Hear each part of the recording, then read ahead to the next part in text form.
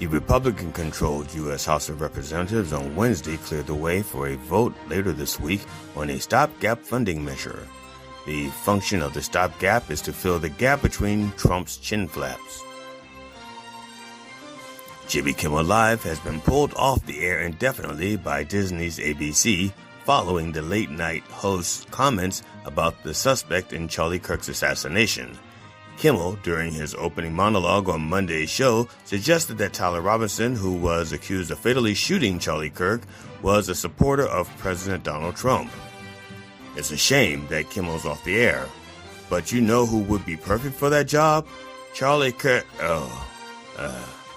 Never mind. On Wednesday, United States District Judge Lewis Kaplan ordered the Trump administration to improve conditions for detained migrants at a holding facility inside a federal building in New York City. The ruling follows a lawsuit filed on behalf of detainees who alleged they were being denied access to attorneys, medication, adequate food, and hygiene products.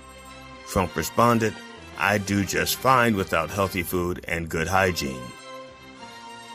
Pennsylvania State Police said 3 officers died and 2 were hospitalized in North Cordoros Township after being shot.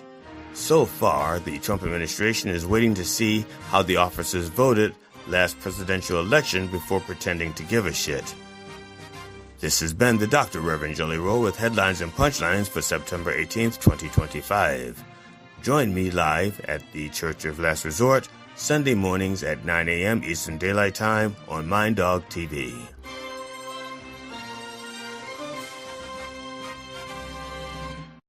The opinions expressed on this program are those of the host or guest and should not be interpreted as statement of fact. Independent fact-checking and corrections are encouraged. Can we get a cup of coffee in here, please?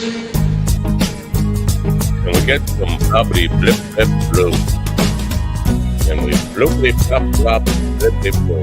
Ooh, look at that blip flop. Oh, we got a blippity flop flop blue.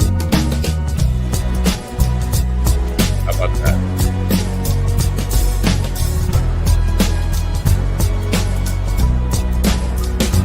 I'm not sure how. Damn good coffee and hot. Is it this one? No, it's not that one. My dog is your mind's best friend. Red. You never know how colors are gonna My dog is your mind's best friend. I kind of knew how the color was. Wake up, America. You've got a dog that needs walking. That's right, sunshine. Just put on a big pot of strong coffee and get ready to type your little hate mail with your opinions about kumbaya and flat earth insanity. Stand-up comedy? You want stand-up comedy? Well, we've got sit-down comedy. It's time for Coffee with the Dog. You make me laugh. Oh, I make you laugh. I'm also getting... Oh, look at this. Oh, I'm getting... Stop giving me, God. God should do me. I'm busy over here. Oh, no. What is that? Oh. People sending me stuff. I didn't know it was hidden on what's Oh, me. I didn't. I'm on the web over here. Good morning, folks. It is. I want to say Thursday. Thursday, September 18th, 2025. I'm pretty close, right? I'm in the ballpark. I think that's right. Anyway, yeah. So if you're surprised that Trump is doing what Trump is doing, this is what Hitlers do. I mean, it's exhausting seeing people shocked. I'm shocked. You're shocked? Have you listened to this program? Because I'm not that smart, and I've been saying it was happening since before the election. I said if Trump got elected again, and this is where people don't take it seriously enough. Like, I'm running around hair on fire saying this is the end of free speech if this guy gets elected again. All our freedoms are going away. Yeah, you're overreacting. Let's just see what happens. And then it happens, and I'm shocked. The idiot told you it was going to happen. Maybe, and smart people told you it was going to happen too. It's not like just this idiot was saying it. But to act shocked now, come on. I thought when Colbert got the axe 2 weeks ago, 3 weeks ago, whatever it was, he said he was going after the rest of them. I'm no Jimmy Kimmel fan. I never was a Jimmy Kimmel fan. But this is clear retribution. Now they're trying to address it in, it was putting out false information. They don't go after Fox News, who puts out false information all day long. Apparently, within a joke, you know what happened. Kimmel said something about Charlie Kirk, which he believed to be true at the time, about the shooter, not even Charlie Kirk. And that's enough for them to go after ABC and threaten their license. Now, ABC's caught in Disney, ABC, Cap Cities, caught in a tough place there because they could lose their license. And then what do? They just go digital? That's what I would do. I would say, fuck you, Hitler. I'm just going digital. You can take my license. Stick my license up your ass. We'll take us off the air. See how the people in America like that when they start losing total stations. But these stations don't have it. And you're talking billions of dollars of advertising revenue. They ain't backing off. And it takes some balls. It takes backbone. They're not going to do that. But that's what I would do. And I was thinking yesterday, what is my fucking price? Everybody's got a price. What's my price? And the reason I was thinking that, and this is kind of a segue here, apparently Charlie Kirk was offered. I asked to try to verify this, and even the AI bots and all this to try to verify this stuff, they still give you reports say, and he clearly told his friends this, that Netanyahu offered Charlie Kirk $100 million to $150 million cash off the books. Friend, he has undertaken to toe the line and say the right things. The right things being what Netanyahu want to do, and Charlie Kirk turned that down. That's pretty fucking impressive. Because to be honest, I got to put myself in that position. And listen, I don't already have 12 million in the bank like Charlie Kirk did. So that makes it different. 12 million, 100 million, 150 million. But somebody offered, I don't know what I would do. I'd probably be a Trump administration guy by now if somebody offered me $150 million. Honestly, I don't know if my principles are that strong. I do some good things with the money. Don't get me wrong. But so I don't know if that's even true, though. And there's really no way to verify that. Tucker Carlson says it's true. He's a friend of Candace Owens. And no, these are not very credible people to begin with. But other people have said it was true. And Charlie Kirk apparently told a lot of people about this. And there was some meetings out in the Hamptons where they tried to blackmail him or pressure him into coming around and being much more pro-Netanyahu. Now, apparently, Charlie, as pro-Israel as he was not a Netanyahu guy and did not like the idea of war with Iran. And apparently, at this dinner, what's the guy's name? Buckman? Not Buckman. I can't think of it. Big money dude, billionaire, who threw this party. And it was Netanyahu and Charlie. And Netanyahu was yelling at Charlie Kirk across the table. And it caused a scene. Now, this stuff has been documented that this party happened, and they were actually trying to pressure him. But the very next day, Charlie Kirk went on his podcast and said he was being blackmailed by these guys. But blackmail in exchange with bribery, I guess. Here's $100 to $150 million. $150 million cash, no tax, under the table. So, you know what? Give Charlie Kirk his due. I mean, he had enough principles to say, no, I'm not going to say shit I don't believe in, no matter what you offer me. But again, he's already got a nice little bankroll to fall back on, so it's not the same as if it was you and me. But what is your price? What's my price? I don't know. My price. I can't even fucking sell a T-shirt around here. So my price is pretty low. Anyway, stuff to talk about today is the Jimmy Kimmel stuff, and people are gonna. It's censorship. How long before? No, this is the other thing. How long before Jimmy Kimmel puts on a master class? Jimmy Fallon puts on a master class in ass kissing. He's going to teach us all what it's like to total brown nose your way through the raindrops. But he's going to get fired anyway.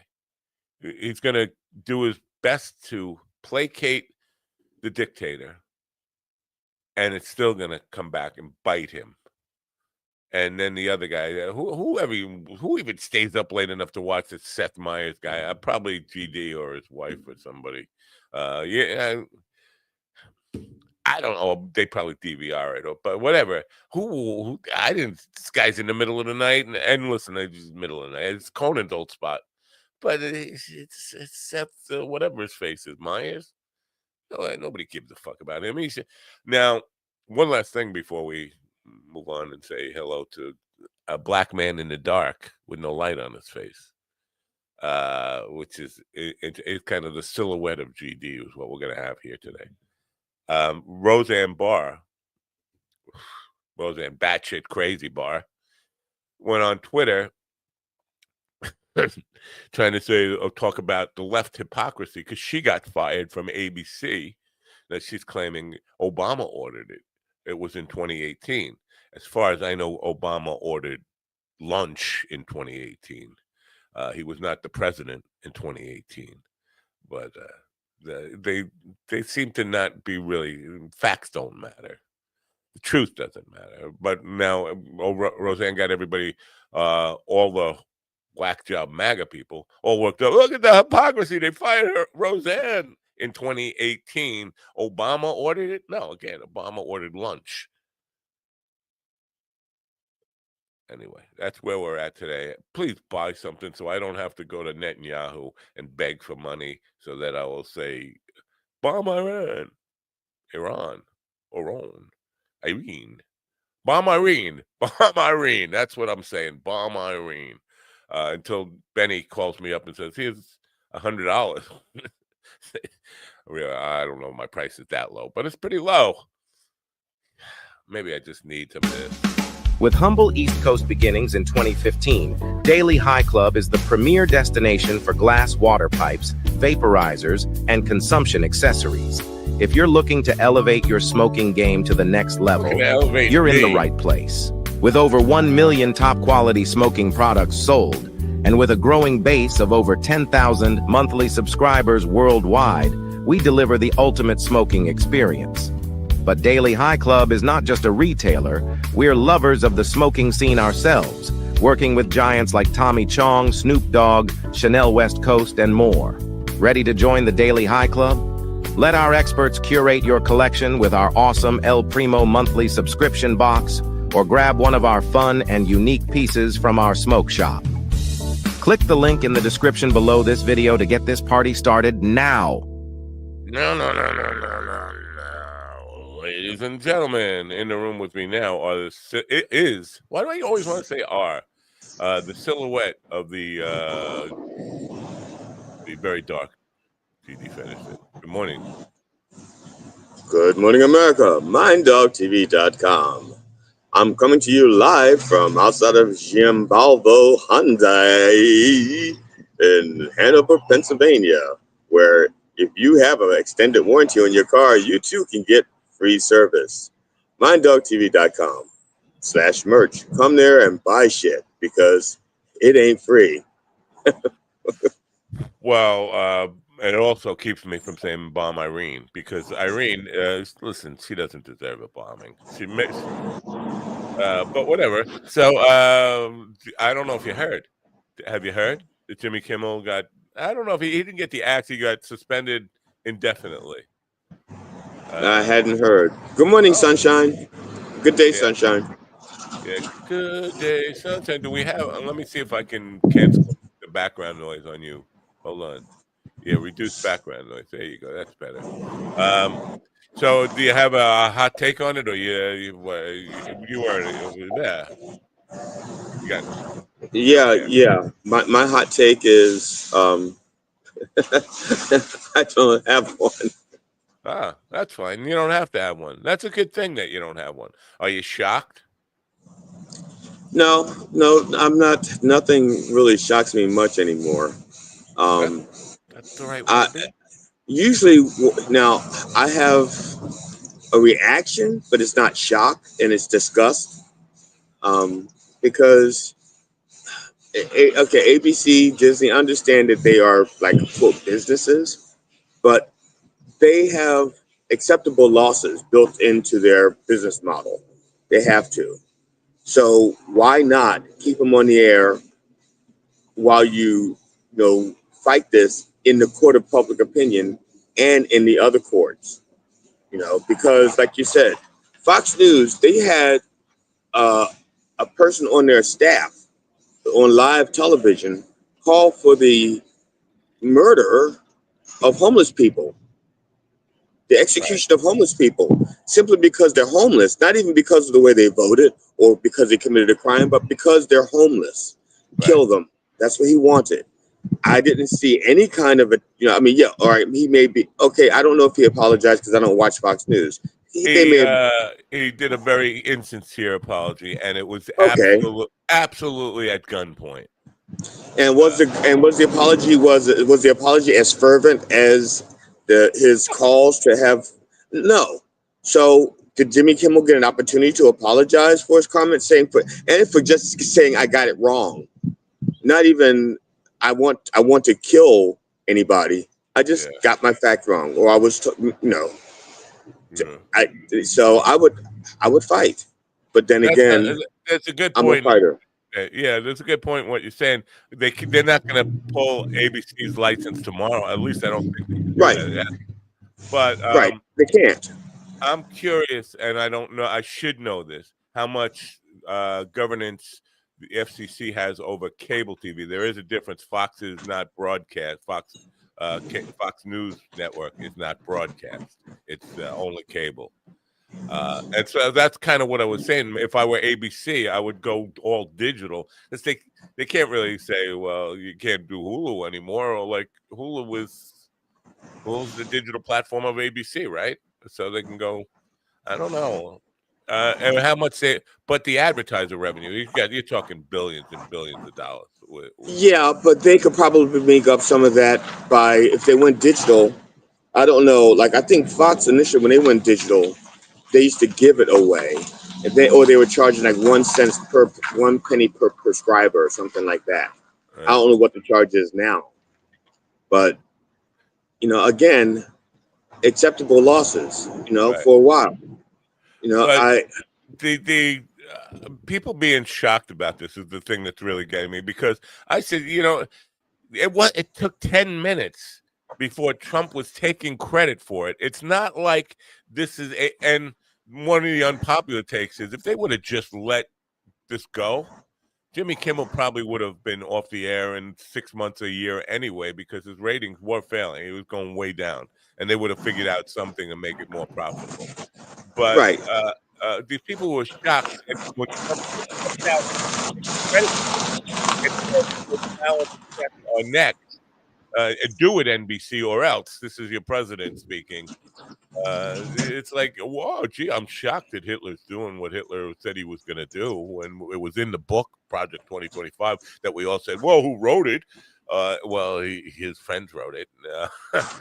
It's just mind-boggling how people can act surprised by this. It's like, am I the only one here who's saying this?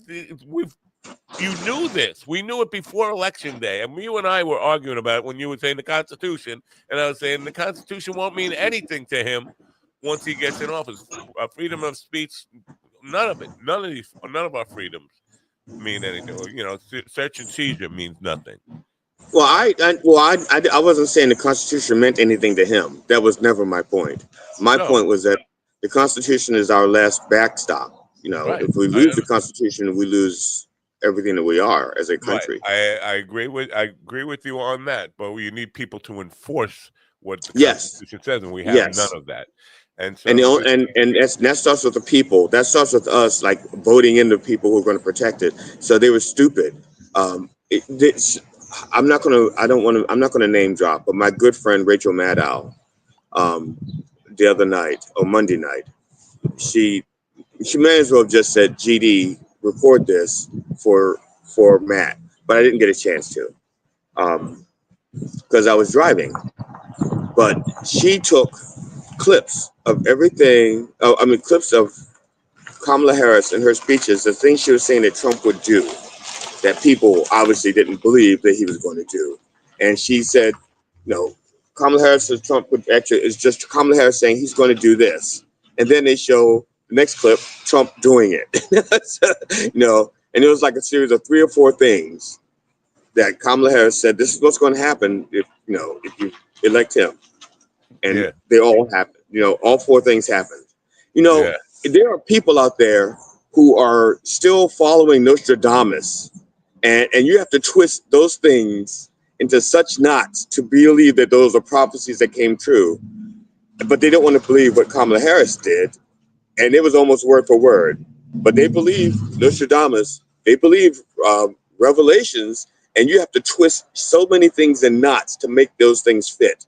They'll believe they're little false prophets, but they won't believe what's right before their very eyes. Yeah, and I'm sorry, I stole that from the Reverend. He was going to talk about that Sunday. Well, no, he's gonna talk about that Sunday. We don't have a whole lot of crossover here. We should. People who listen and watch this program should wake up on Sunday morning, but they're sleeping. You don't blame them for sleeping. That's why I said from the beginning, maybe the Rev should have done the church at lunchtime when they're fucking up. Well, he thought that he was creating his own, because he used to do it. He used to live stream years ago, and it started at noon in the East, but it ruined his afternoon for him and his wife.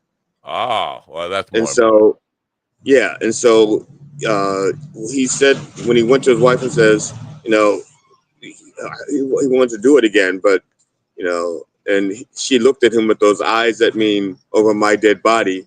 And so he quickly adjusted and says, but I want to do it at 9 a.m. and you're still asleep. So she's like, oh.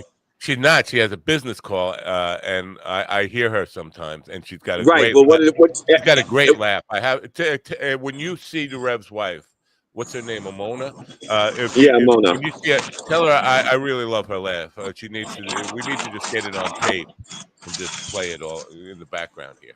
Yeah, what she's doing is she's actually talking to her mother. She talks to her mother every morning before her mother goes to church. Oh. Wow. But not the Reverend church, a regular church with like a Catholic priest or something. A real church. I'm sorry. That was an inappropriate thing to say. I'm losing my mind here. The moment has passed long ago, but I'm still now because I'm like OCD. I have something. I ADD. Well, I'm OCADD over the LGBTQ ADD. I was looking for my Rachel Maddow glasses. I have eyeglasses that look like Rachel Maddow, and I was going to put them on. You were talking. Do you have a haircut that look like hers also? I do have a little wig. Yeah. What the fuck? I was just cleaning up the other day, and I saw him, and I was like, "Oh, this is good. I got to do a Rachel Maddow." Yeah. But now look at me. I can't let it go. We're supposed to have John Beavers might be popping in at some point today. Oh, okay. And in the second hour, actually him or one of his videos? I think actual him. Okay. I'm pretty sure he's off today for some reason. Okay. All his patients died when they heard that Jimmy Kimmel got axed or something. The horse lady is going to be on in the second hour. Sarah Parker.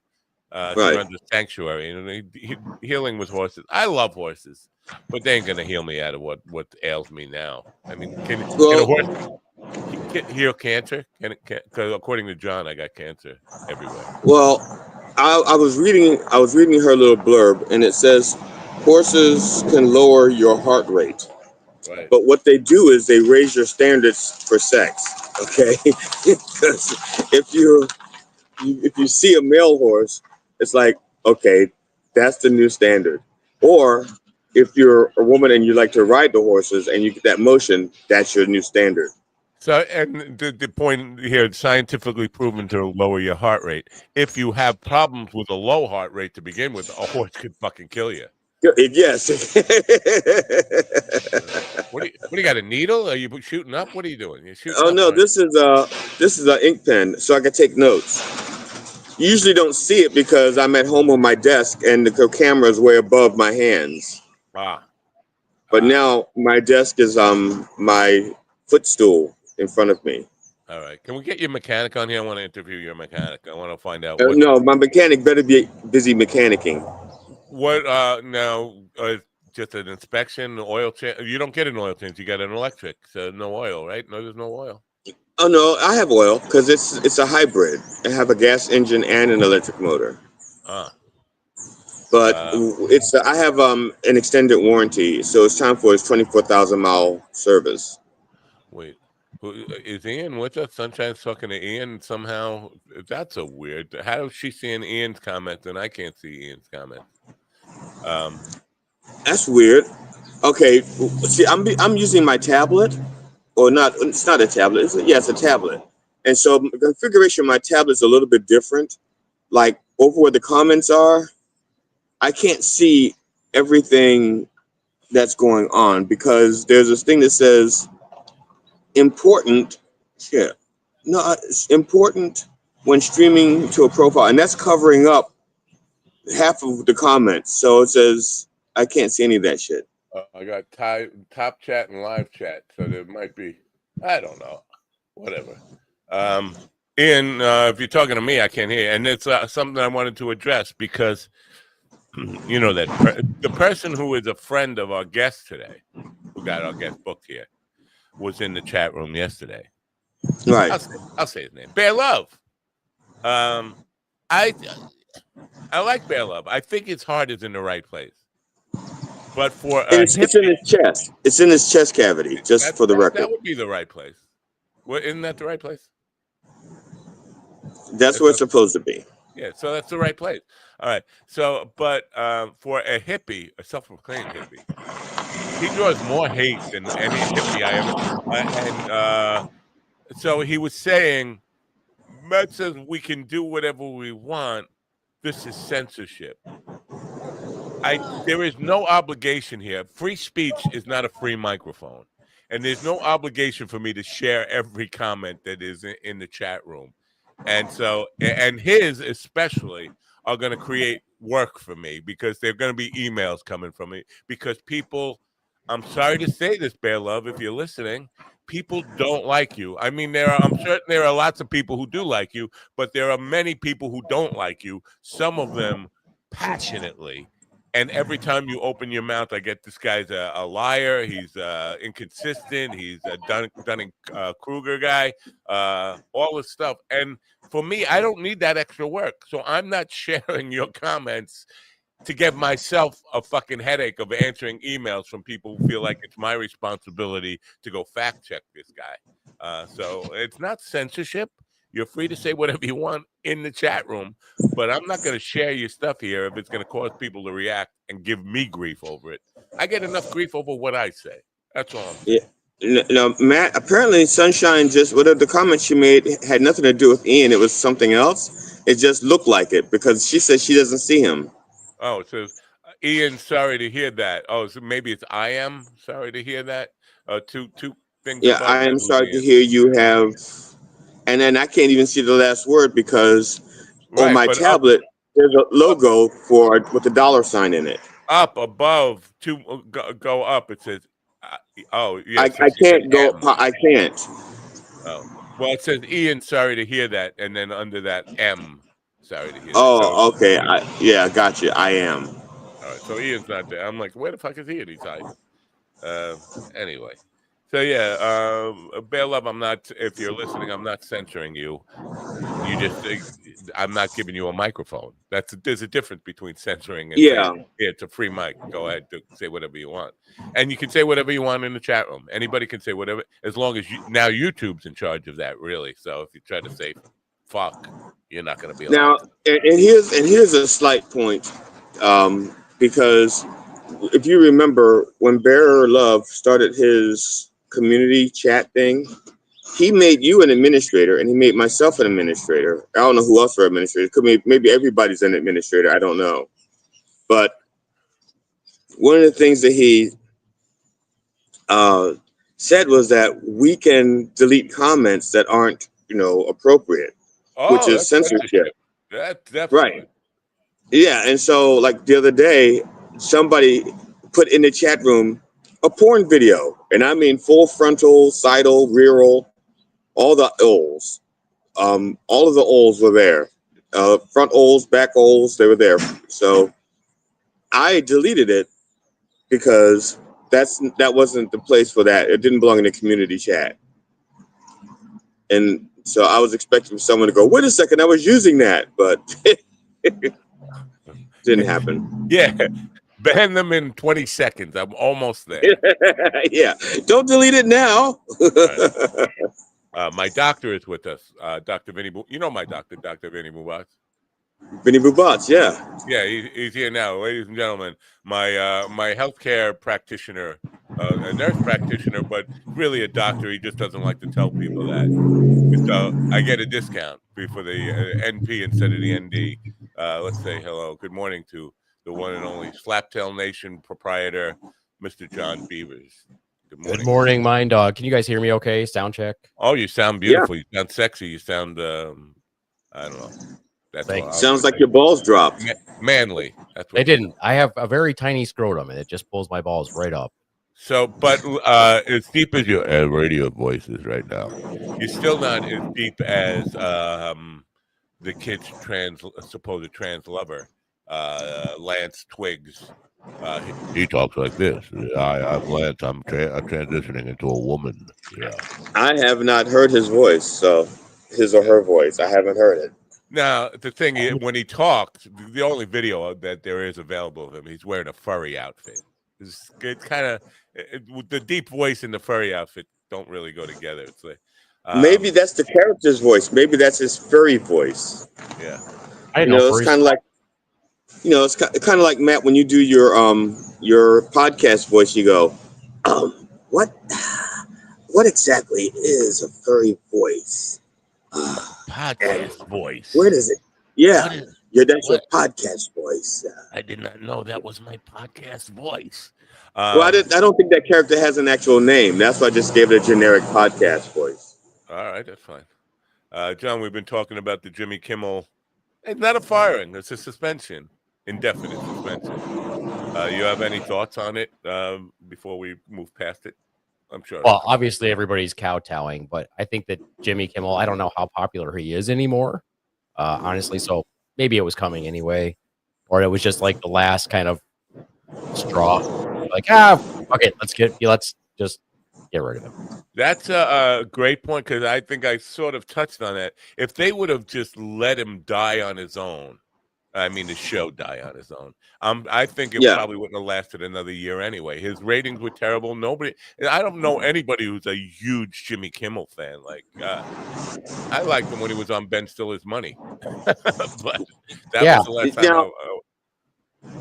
Yeah, because they, like, for example, Colbert, Trump is like, Colbert is awful. His show needs to be taken off, and then Colbert wins an Emmy.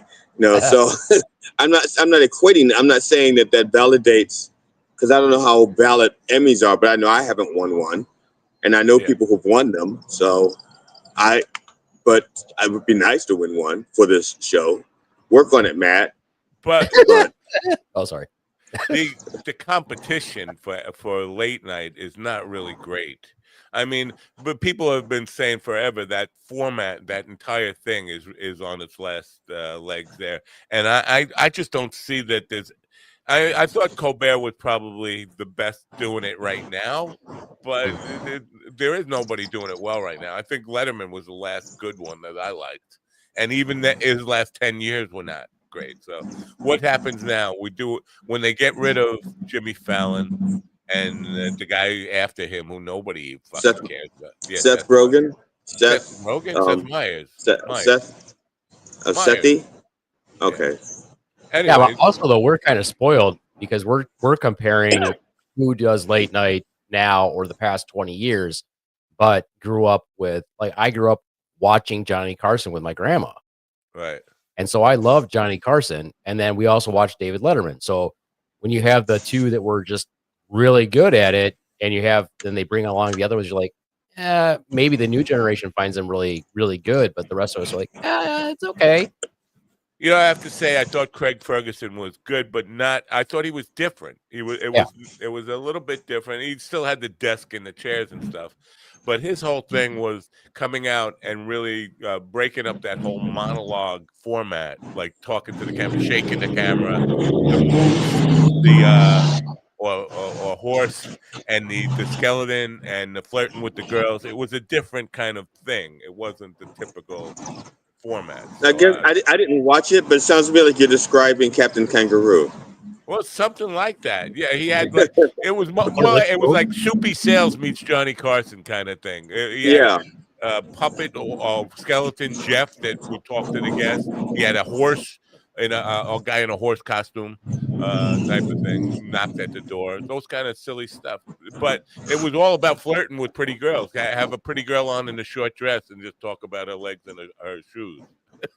Okay, so Dean Martin. So it's like Dean Martin and the Dean Martin show and Johnny Carson had a baby. Something like that. Or a Scottish baby that nobody could understand. Well, that would be Dean Martin. He was humping everything that was Scotch and bourbon and whiskey. That's a good point. There you go. Yeah, but I mean, if you wanted your cute girl fix, just watch the reruns of Benny Hill. Right. that guy was a master right there. I mean, God. Yeah, is Benny Hill still alive?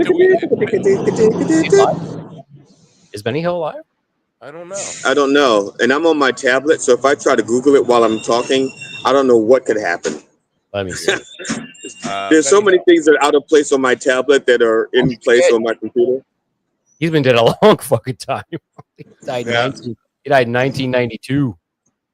This is a little test for GD. He'll fail. You just doing a little. You know the name of that song and where? I think it was called the Lorenzo Stomp. Is that a serious guess? Because that's a very wrong guess. No, I really because I really thought it was called Lorenzo Stomp. Maybe that was something that someone else called it. Yeah, it was called Yakety Yak, and then it was called Yakety Sax. Right. Yes.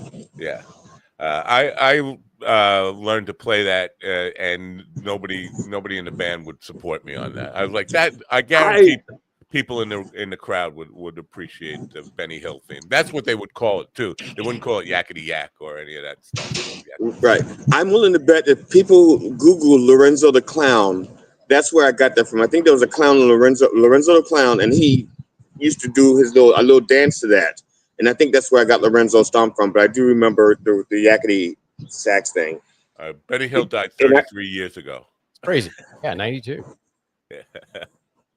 I was like, Jackie was telling me about what music they would play with the club, and I was like, I wonder if we should do that instead, because what we do is we'll play something to try to get the crowd pumped up. Like, I'll play something by the Beastie Boys, something like that. But they would play something more like, not like a circus song, but something that got you like something silly. Yeah. I was like, I wonder if we should do that. Yeah. Like, I wonder if that Yakety Sax, I bet you have to pay to have that, but that wouldn't be that bad. Light pop on, you do that. That'd be kind of fun. Now, what the Reverend does on his shows, Blessings and Blasphemies, when he does those live shows, he does silly songs that the audience can sing along to. And because he's a reverend, I don't know if you've ever been in a church where they're teaching a song to a congregation as the song is playing, So they'll say the words just before the words come up.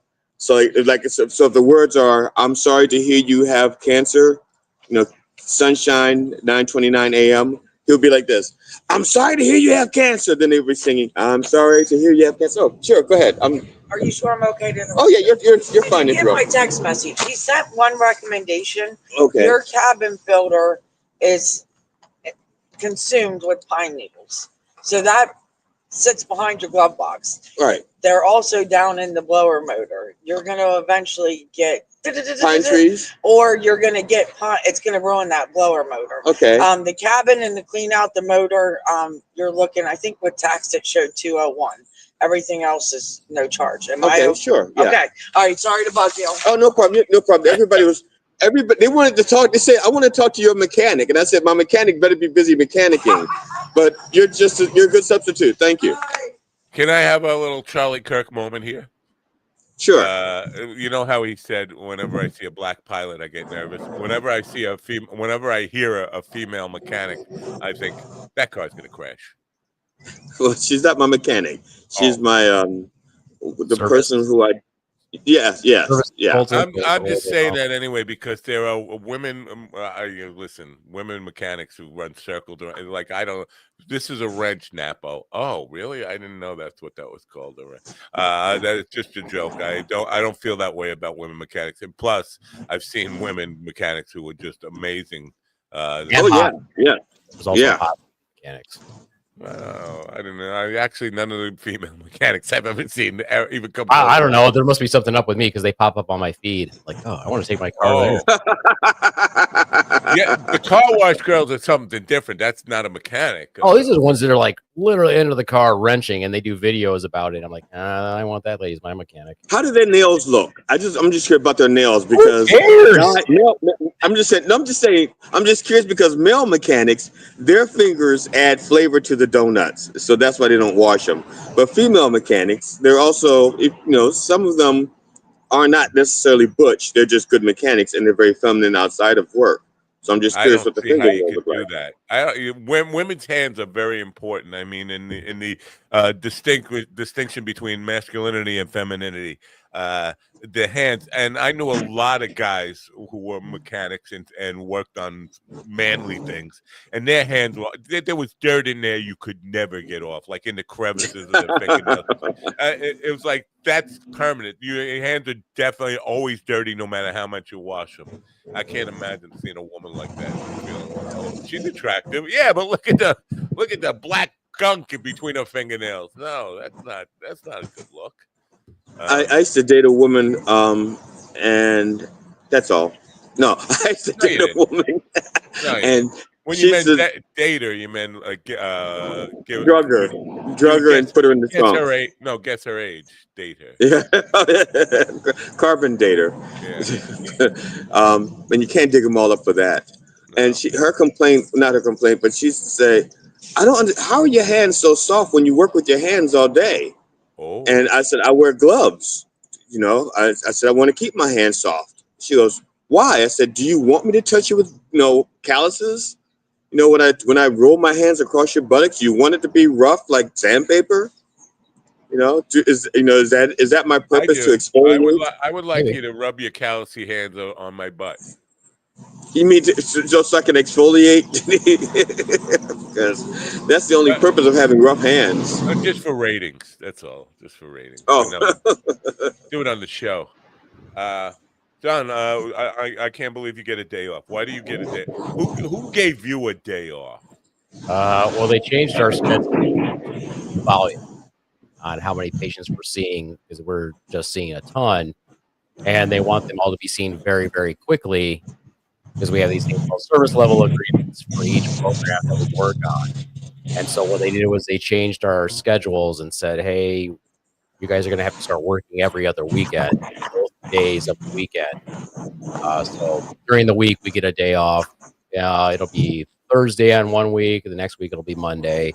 But I'll end up working every other weekend. So they basically worked this out so that your days off coincide with my trash days. So you could get up early and take my trash out for me.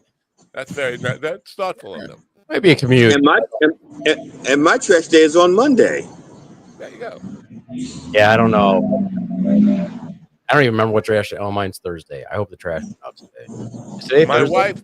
My wife came up with this money making idea for me.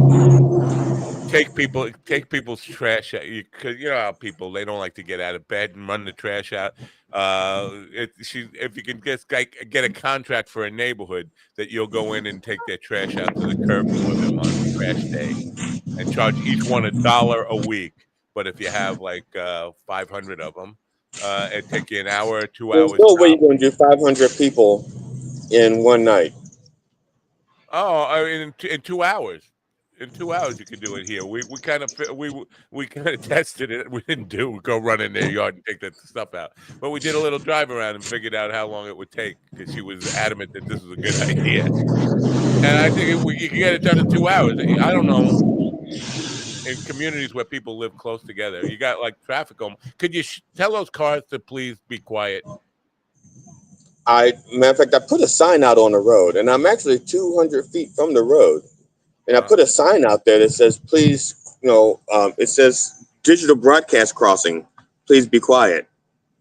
I think half of them don't know the digital broadcast is, and they're speeding up to get past it. You guys, are you familiar with somebody named Stephen Ortiz?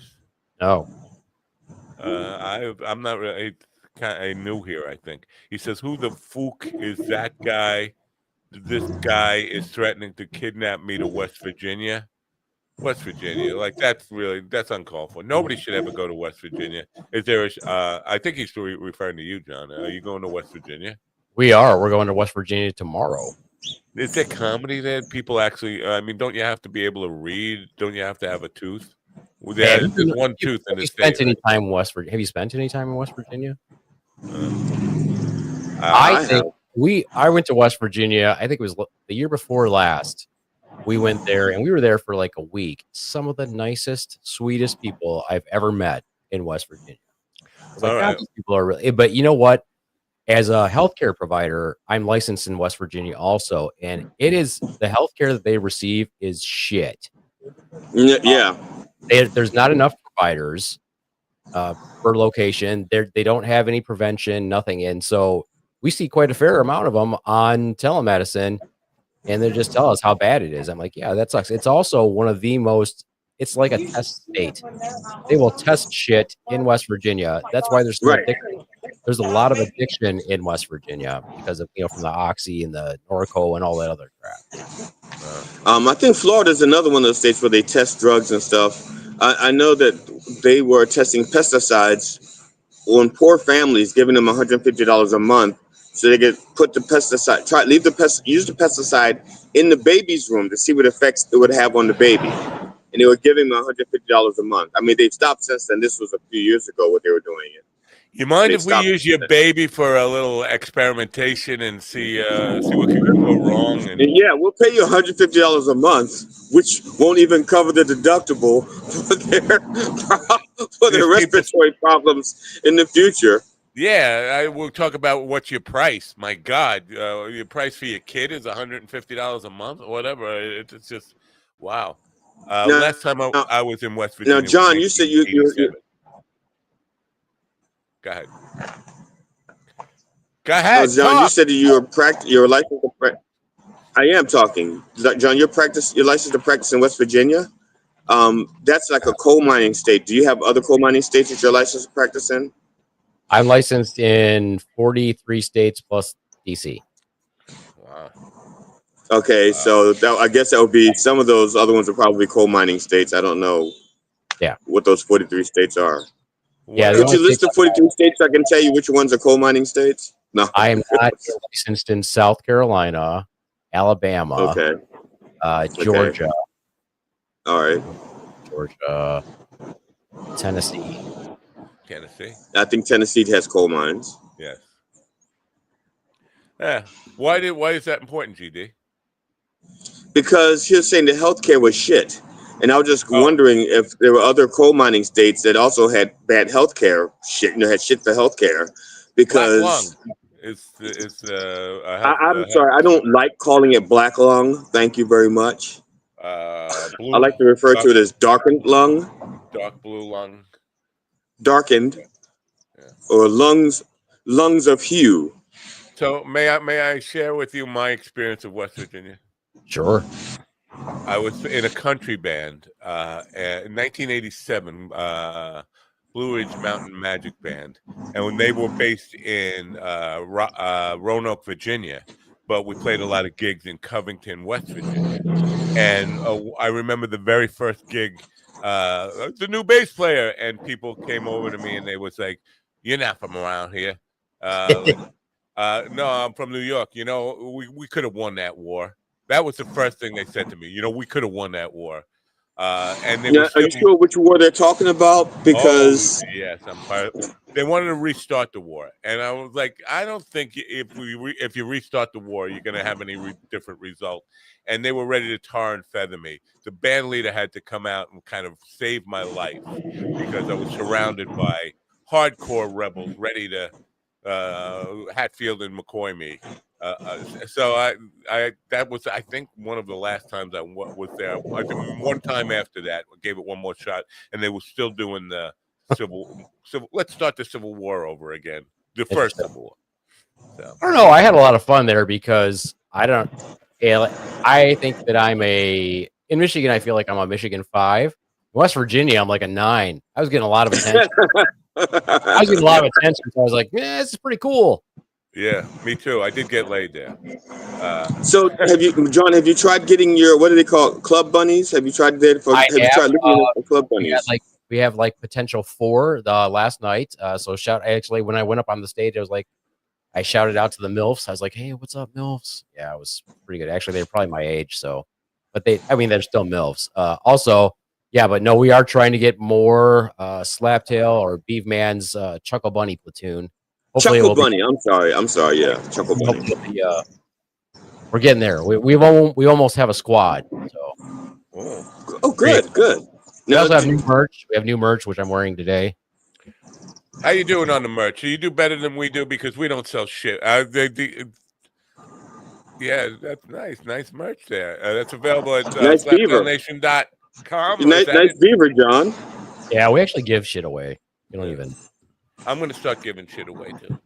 That's what we do. We have stickers that we give away. When we first started out, we went to a big festival and we had tons of t-shirts. We spent a lot of money and gave a ton of stuff away. And these shirts here, we'll give most of them away. And then if people are interested, we'll actually be able to put them up at our venue that we operate at. And they said they were glad to put our stuff up there to see if people want to buy it. When we first started doing the morning show, I was giving shit away all the time, and I realized that I'd give somebody a T-shirt, and then that would be the last time they'd ever be on the program. Like, yeah, I got something, and then they'd never come back. And I was spending money thinking this is going to be a good thing to keep listener loyalty, and it would work the opposite way. You send them a shirt, you send them a cup, whatever, and they're gone. It's like, hey, look what I got. So how I went off the deep end. I was doing free vacations. Goddamn. Yeah.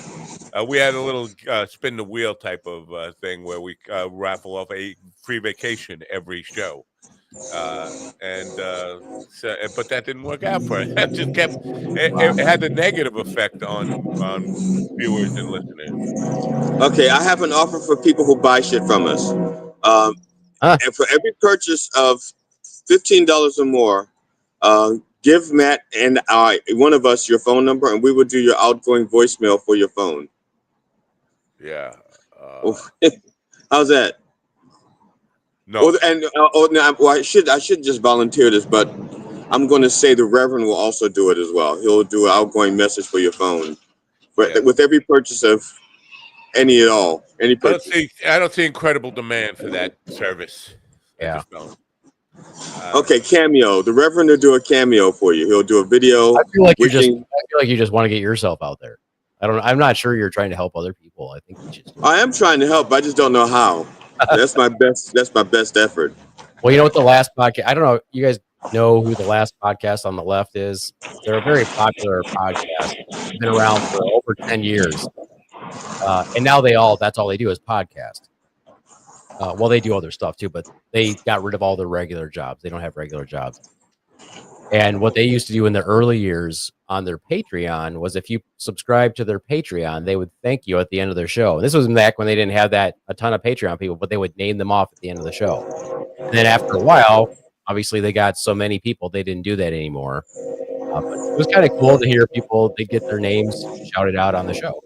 Well, I know a guy who has a podcast, and he just makes, I know what he makes. He makes $692 last month on super chats, which is basically when people chat in the room there. If it's a super chat, they're giving like a couple of bucks or whatever, and then they get to see their chat on the screen. We do that for free, so we're kind of shooting ourselves in the foot. But I just can't imagine people just paying, and it comes to $692 a month. So he's getting quite a few $2 there. People paying their $2 to see their chat on the screen. Is that Twitch? Real? Is he on Twitch or something? Is that where he's getting paid? No, I think it's YouTube. YouTube. Oh, okay. My son, when he used to stream on, he doesn't do it as much anymore, but he used to get a pretty steady, like $40 a month from Twitch. Now, Steven wants to know why I'm panhandling. And that's because I have a pen to handle. So when you got it, flaunt it, baby. What makes him think you're panhandling because you're selling the voice thing, or because I haven't seen anybody come by with a cup like, hey. That's true. That's true. Maybe he sees me out, sees that I'm outside, but I'm not panhandling. Maybe he doesn't know what panhandling really is. I feel like that's Steven also could make possible. a lot of money if he just sat on a corner. I don't really know that person, that Stephen Ortiz person. I've seen pictures. Right. What I hear is he's not very bright, and he steals money from a bank. That's what I hear. Excuse you. Use my chair if he's going to do that. Why? Do you have a better chair than he does? He has a nice chair. To backpedal. This guy John Fund, he says what Kimmel did was egregious, but the FCC's can and his intervention makes it apparent ABC knuckled under. Do you know what Kimmel did that was so egregious? Because what I saw and what happened was he was making fun of Trump. He wasn't even making fun of Charlie Kirk in any way or the shooter.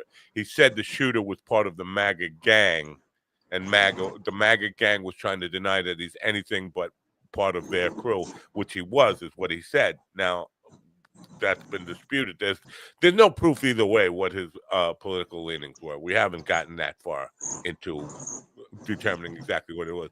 But he made fun of how Trump was mourning it because he went to a clip that asked somebody, how you dealing with Charlie Kirk's death? And Trump went, well, we're building a new ballroom over here. That was a joke. Yeah. So is that egregious? Is that egregious in any way?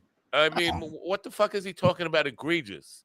That has been, you could take Charlie Kirk out of it, it'd still be the same joke. Trump just fucking clueless about what's going on in the world and just bragging about meaningless bullshit and gaudy decorations. That's what it was about. Yeah. There's nothing egregious in any of that. So the whole Charlie Kirk thing is, one, obviously it's not, I don't support anybody being shot.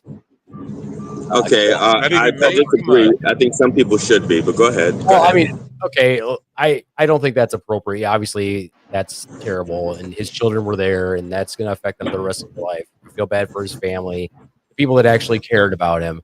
But let's put it in for some perspective. He didn't deserve a freaking lowering the flag to half-staff. He didn't deserve a freaking military funeral. Like all these things. I'm like, come on now. Some of us tried really hard and gave up a lot of years of our life. And one of the things, even though we're not going to be there, one of the things I look forward to is my military funeral. I'm not going to be there, but I earned that. So yeah. Other things, it's ridiculous. It's silly. You know who didn't get a Medal of Freedom? There was a 10-year-old kid in a school shooting who threw his body on top of a friend to protect him and got shot. Yeah. Mm-hmm. That's somebody who deserves a Medal of Freedom. Why not him? I think he was a black kid, wasn't he? I don't know. And he was too young to vote. He's too young to vote, so they don't know how to deal with it. They don't know. Yeah, In that and it school, also would highlight the school shooting phenomenon that they don't want to talk about. They're like, let's pretend that doesn't happen. and I'm sorry if I'm wrong on this one. It's okay. Listening to me anyway, but we have a disclaimer. Be wrong. Depends on the subject, I guess. But weren't those kids actually taught to protect the little kids in that school? Didn't they say something like that? That those kids were actually trained to protect the little kids? Yeah. Like that was part of their drills. Yeah. Yeah. But now the conspiracy theories are going back on the Charlie Kirk thing. The conspiracy theories are going crazy because apparently, I think this is, and again, it's he said this happened, but a lot of people seem to agree that this definitely happened. That Netanyahu offered him $100 million to $150 million in cash to get supportive of the Iran bombing and all that kind of stuff. Okay, Matt, I looked into that. My sources don't say that. My sources say it was actually AIPAC that did it, and AIPAC, being who they are, and that it was only $150,000. That's what my sources say. And of course, it's just the story got conflated to be Netanyahu, and yeah. And my horses. I'm sorry, I said sources. My horses is one of the ones that You're jumping the gun. The horse lady will be here, and we'll ask her to talk to the horses and find out. Yeah, my horses said that. I'm sorry, I can't read my own writing. I love horses too. According to people who were very close to Charlie Kirk, Candace Owen, Tucker Carlson, all these people, it was $150 million. It was at a party in the Hamptons. There's a article in one of might have been the Jerusalem Post. It might have been something domestic, but detailing this meeting that went down. And Bill Ackman, who is a billionaire, arranged for the meeting. He was there, and they kind of ganged up on Charlie Kirk. And they were screaming at him in the Hamptons, and that has definitely been well documented in this neighborhood. There were local papers covering screaming match between Netanyahu and this Bill Ackman guy and Charlie Kirk in a local restaurant, enough that it drew local attention big time. So, yeah, but 150,000, yeah, that's easy to turn down if you've got $12 million. Sure, and even 150 million. If you're someone who doesn't want to compromise your morals and your ethics, I personally could see turning that down myself. I'd be like, I would agree, but you just put the actual the thing that means something. If you're a person who wants to live by morals and values and not sell out, but most podcasts, most of the people in the business of being an influencer, that's what it's all about, is selling out. That's why you had Russia paying all those Tim Pool and Benny Johnson and wherever. They selling out is the first thing. Yeah, I've been waiting for somebody. But I think everybody has a price, and $150 million is pretty steep. Yeah. So we are waiting on Sarah Parker, who will be here in the second hour. Who we got? Sarah Jessica Parker, old horse face herself. I don't think. Oh, that would be interesting, wouldn't it be? No, it's Sarah Parker who has a horse named Jessica. Okay. I don't know. But is it okay if I do a little request before? What is the request? Sure, it's okay. But what I just want to encourage people to get their flu shots. That'll probably get me canceled. But just quickly, flu season usually starts in the fall and ends in the early spring. We've consistently diagnosed flu this entire year. So we never actually had an end to flu season, just continued. And most of the patients I talked to did not get flu shots. So every year I still encourage people, like, get a flu shot. That's very helpful, John. And if I might add on, if I could piggyback onto that, flu season is a good time to get your chimneys cleaned out. Because he just said there is no flu season. The flu, get your chimneys cleaned out because there's pine needles and bugs and leaves that get into there. But that'd be all year round, because he just said the flu is with us all year round. You don't listen. This is the year that I've never seen it go completely the entire year. In 17 years as a nurse practitioner, was it 7 years as a RN in the ER. I've never seen the flu season consistently. It used to be pretty rare that you would see someone diagnosed with the flu during the summer. It happens, but the percentage is really low. This year, we're consistently diagnosing by positive testing. It's been consistent. So flu generally takes off to go to Disney in July. Basically, yeah, because it's really a cold. We call it kind of like a cold weather virus. It's what we call a temperate type virus. So yeah, when people get huddled together indoors and stuff. In the summer, we're all dispersed. But I guess more and more people are spending times indoors on their little gaming machines. So, and computers carry viruses. We know that. Right. Well, if you have antivirus protection, yeah. It has to be good antivirus protection. Like I have AVG, but some people are still using stuff like McAfee and Norton. Norton? I swear, Norton. So, I'm speechless. Panda is very good. Panda is a very good virus protection, but their customer service sucks. But they're question for you though. Yeah. On your website, why do you, when you go to your website, does it say it's not a protected site? Get a warning. That's a good thing. I don't know the answer to that. It didn't used to say that. So I think they wanted me to buy. I think they want me to buy something because it never said it before. Yeah, every time I go, it's not a secure site and all this other stuff. Yeah, I went there. Because I was trying to troubleshoot something, and it warned me and kicked me out. Oh, you need a security certificate. It's not that much. It's like $8 a year or something for the. Just talk to your well, I'll get a security certificate. I'll reach out to GoDaddy, find out about that.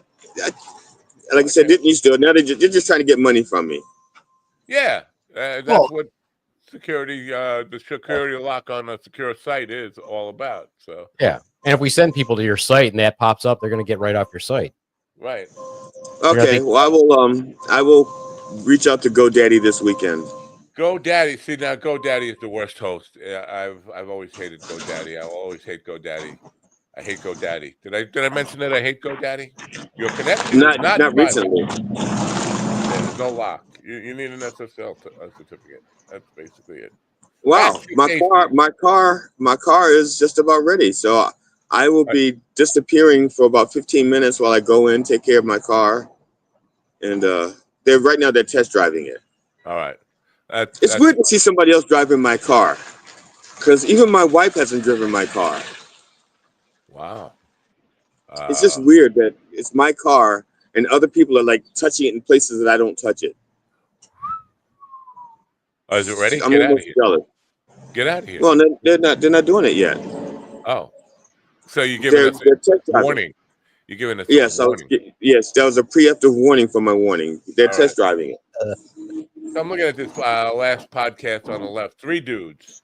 Right. It seems like they're using like horror fonts. Like, are they a horror film? They're a true crime podcast, but they don't just do true crime. They're big lovers of cryptids and aliens, and they were very eclectic. They're the best. Their head guy, well, the guy who really does the most of the podcasting and who does the majority of the research before they ended up with a research team is Marcus Parks, and they are big. Honestly, if anybody had a Marcus Parks, you're destined to be big, because that guy researches like crazy, and then he writes a script for them, and it's just perfect.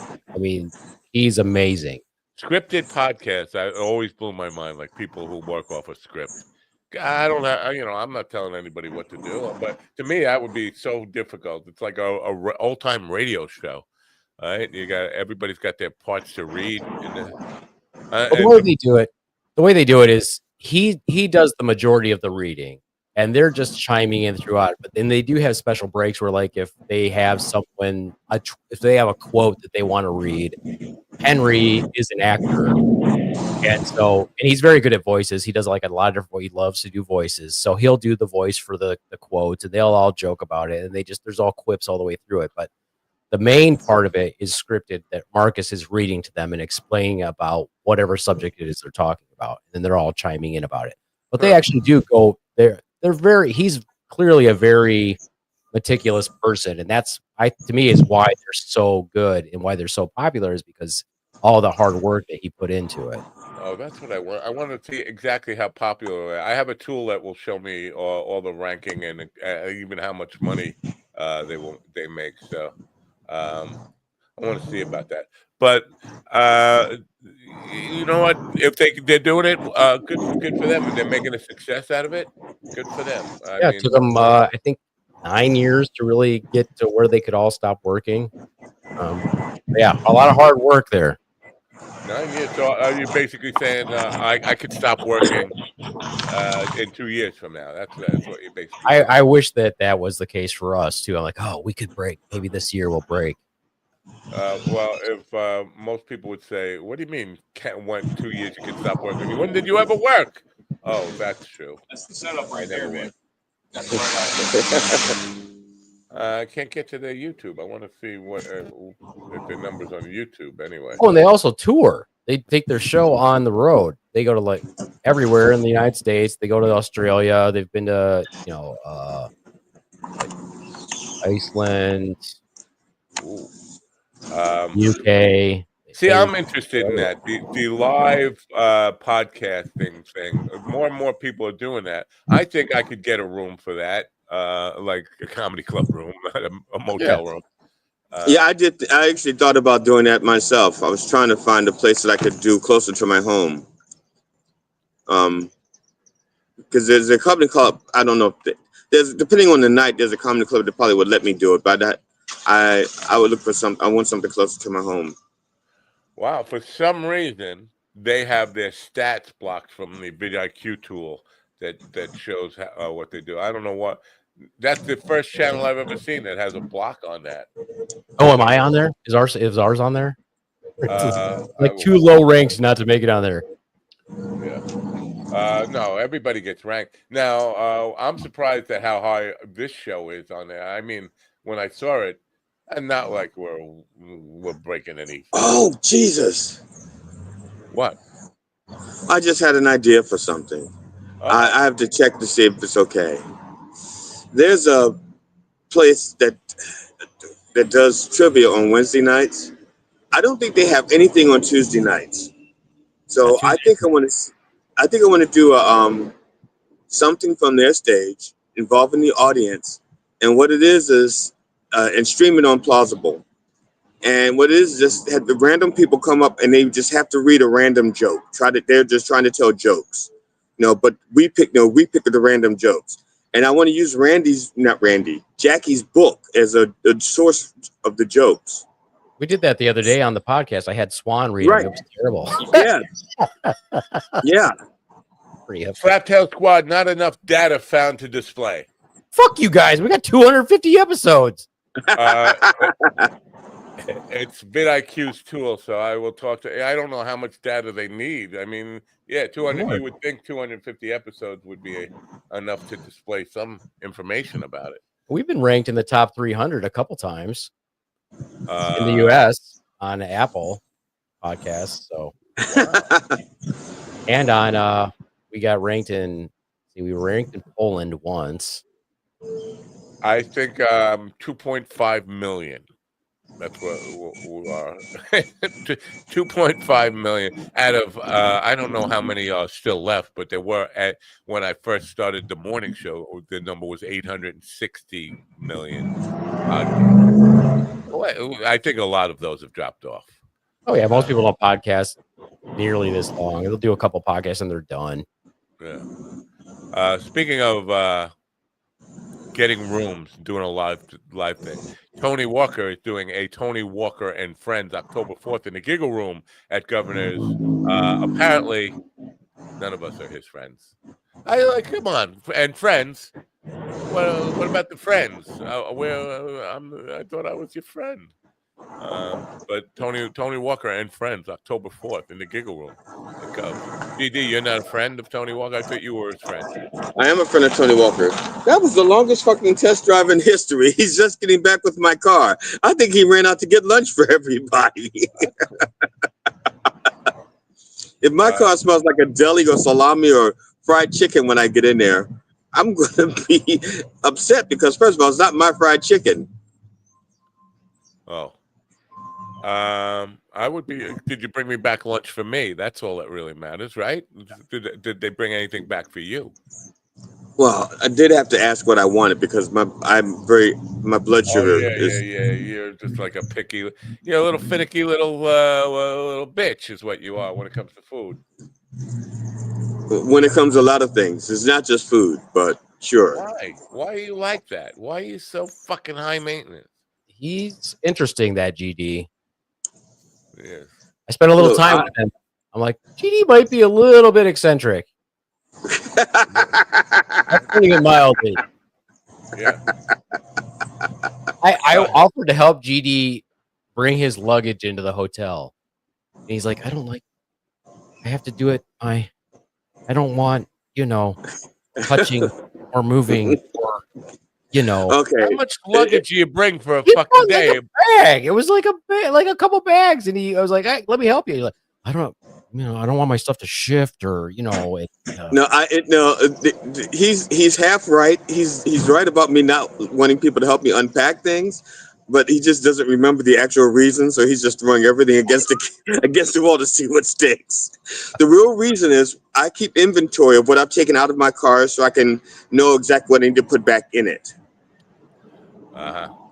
He was right there with me. All he needed to do was hand me a bag, and I could help. It's the same, and it's something I picked up from the old band days, and not Band-Aid, band days. And Matt might be familiar with this. Yeah, like you say, okay, you have your cables, your pedal box, your amplifier, the head, if it's two parts, the guitars, how many guitars you have, stuff like that.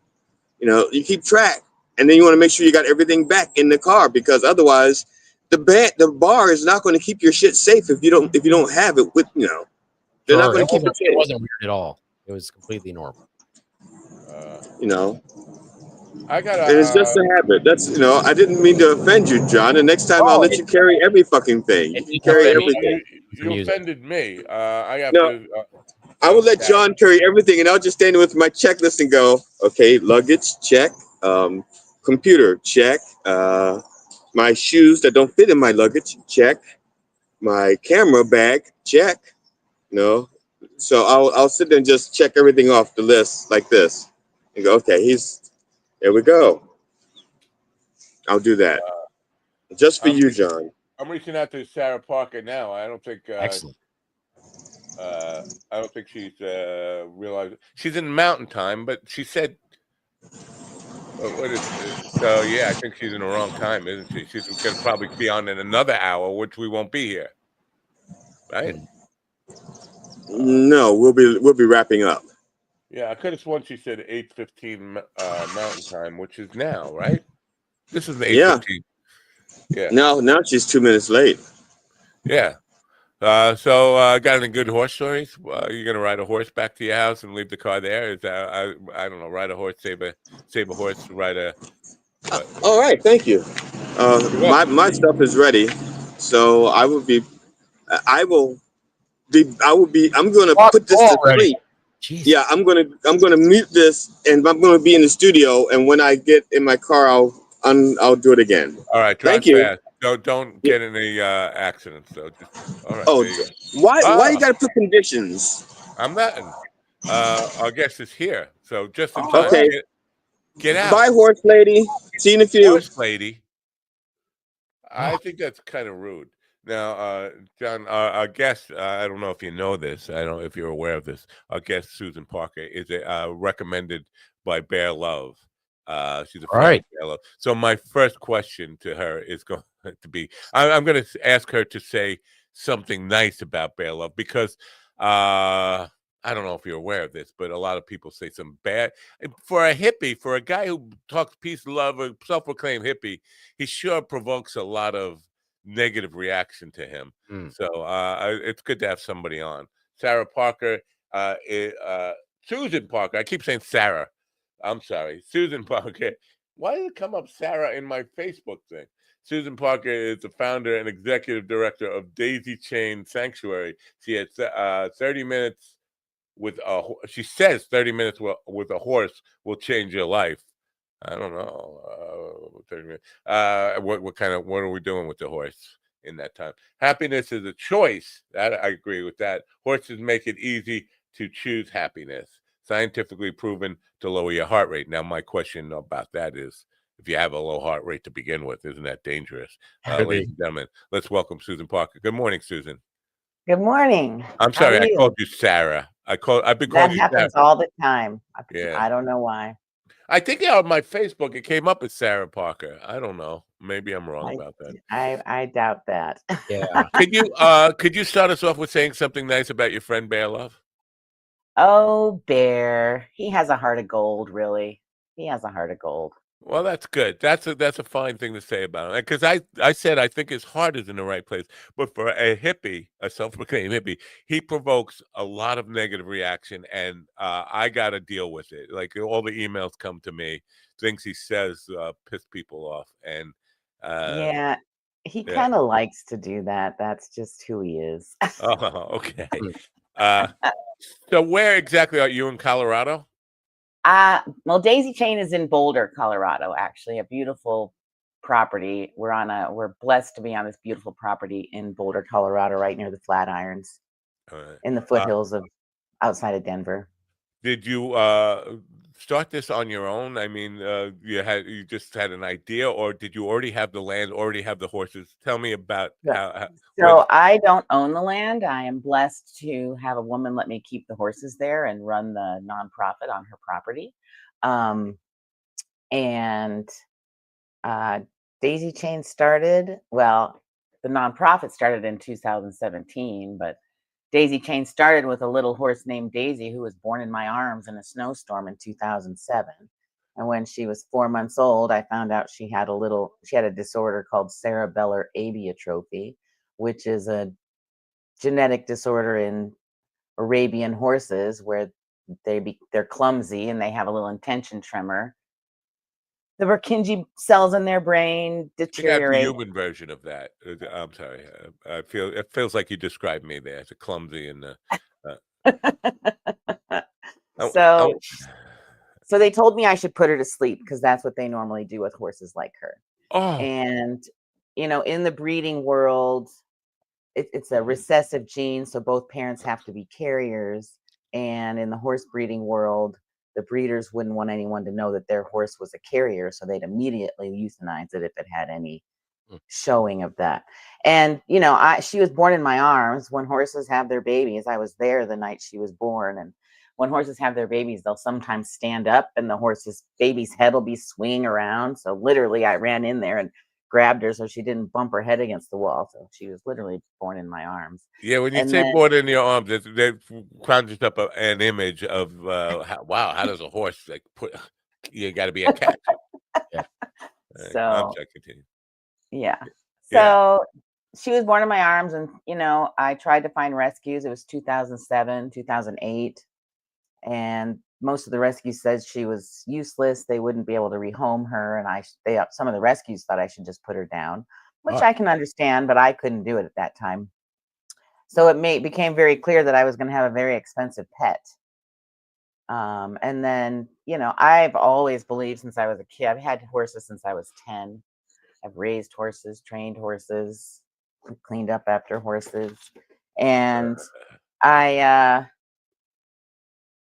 it just became very apparent that we needed more sanctuaries for horses. And because I love sharing horses with people, I've always loved just bringing people out to pet my horses because I've always thought that they were healing.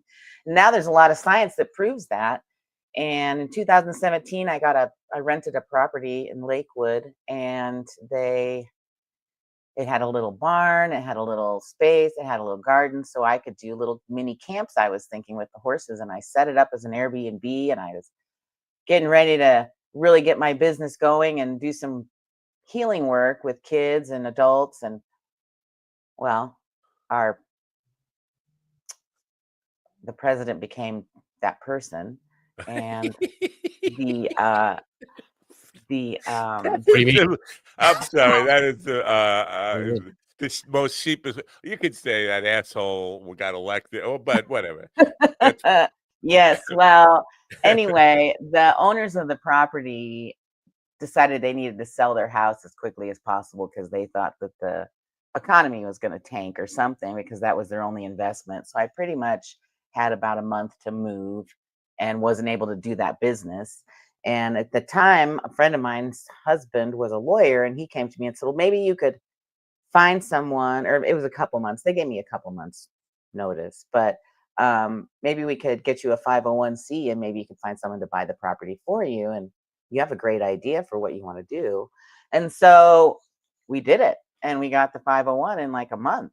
Of course, no one wanted to buy it because I hadn't done anything yet. So, and then he, I was supposed to pay him, but he called me about 2 weeks later and said, I just signed on with a new firm and I can't charge you for that anymore because I'm not allowed to take money from anyone but the firm. So I pretty much got the 501c3 done by a lawyer for free.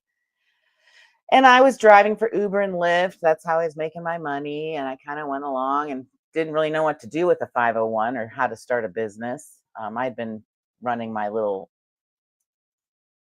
Lyft and Uber driving business for a year or two at that point.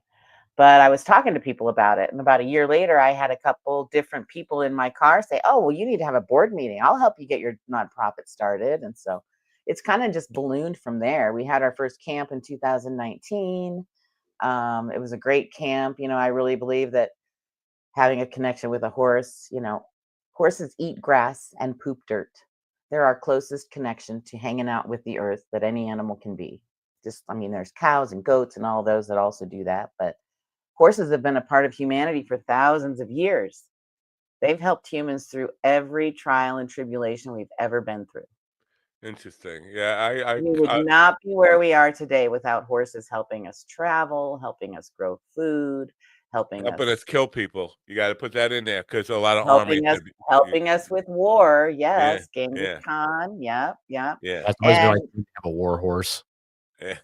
We always have to go back to war, don't we? Yeah, well, it's an important part of who we Especially are. right now, right? With what's happening we had to talk about that. Unfortunately, it's pretty sad, but yes, I often think about the first person the first person who actually went up to a horse and tried to make nice with it. That had to be a pretty scary thing because they're not small animals. It's not like a dog or a cat. It's like you're taking a chance just to, as big as it is, it could kill you in a second. But somebody had to be the very first brave one to say, look, they're nice. Well, I actually believe it's a divine connection we have with horses. If you ever watch a horse trainer train a wild horse, an adult wild horse, they bring off. I have.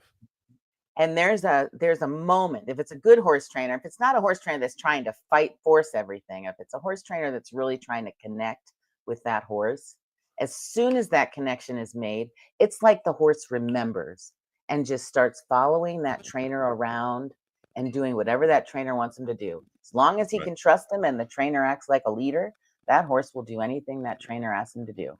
Yeah. And horses love to be around people. Yeah. So to be clear here, in my college days, I worked on a cattle ranch, trying to put myself through school. And cool. They definitely, in New Mexico, they had their share of wild horses dropped off to be broken. And the guy who was in charge of that always said, you know what, a lot of guys want to just break the horse with force. The way to get the horse to cooperate is to get them to trust you first, and then be nice. They respond to just nice, and like that stuck with me all 50 years. Yeah. Isn't it funny that a 150-pound man thinks he can stranglehold a 2,000-pound animal, a 1,500-pound animal? No, that's not how that works. So now, I didn't even introduce you, John Beaverman. John Beavers over here. He's a medical professional as well as a comedian. So I'm interested now. Do doctors and nurses and people send people to you for a healing type of experiences with the horses? So I don't have people that do that for me just yet. But there has been, I don't know if you've heard of the Heart Math Institute. No. Do you know who Joe Dispenza is? The name sounds familiar. He talks about heart-brain coherence, and the Heart Math Institute talks about how our heart is actually the most energetic center in our body. And if we lead with our heart, that's how we can make things happen.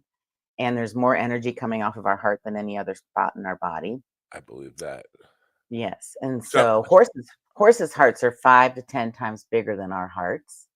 And it's been proven that when we're all standing next to each other, our hearts will start beating at the same rate, and we can kind of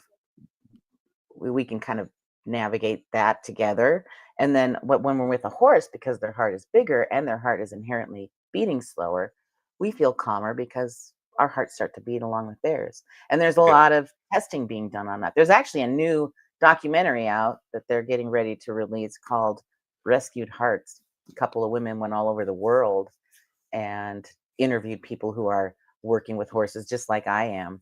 And I believe you get more from a horse by grooming them and leading them around and getting them to work with you from the ground. Most people don't want to ride. Most people are like you. They're kind of scared. They think they're a big animal. Why would they want to?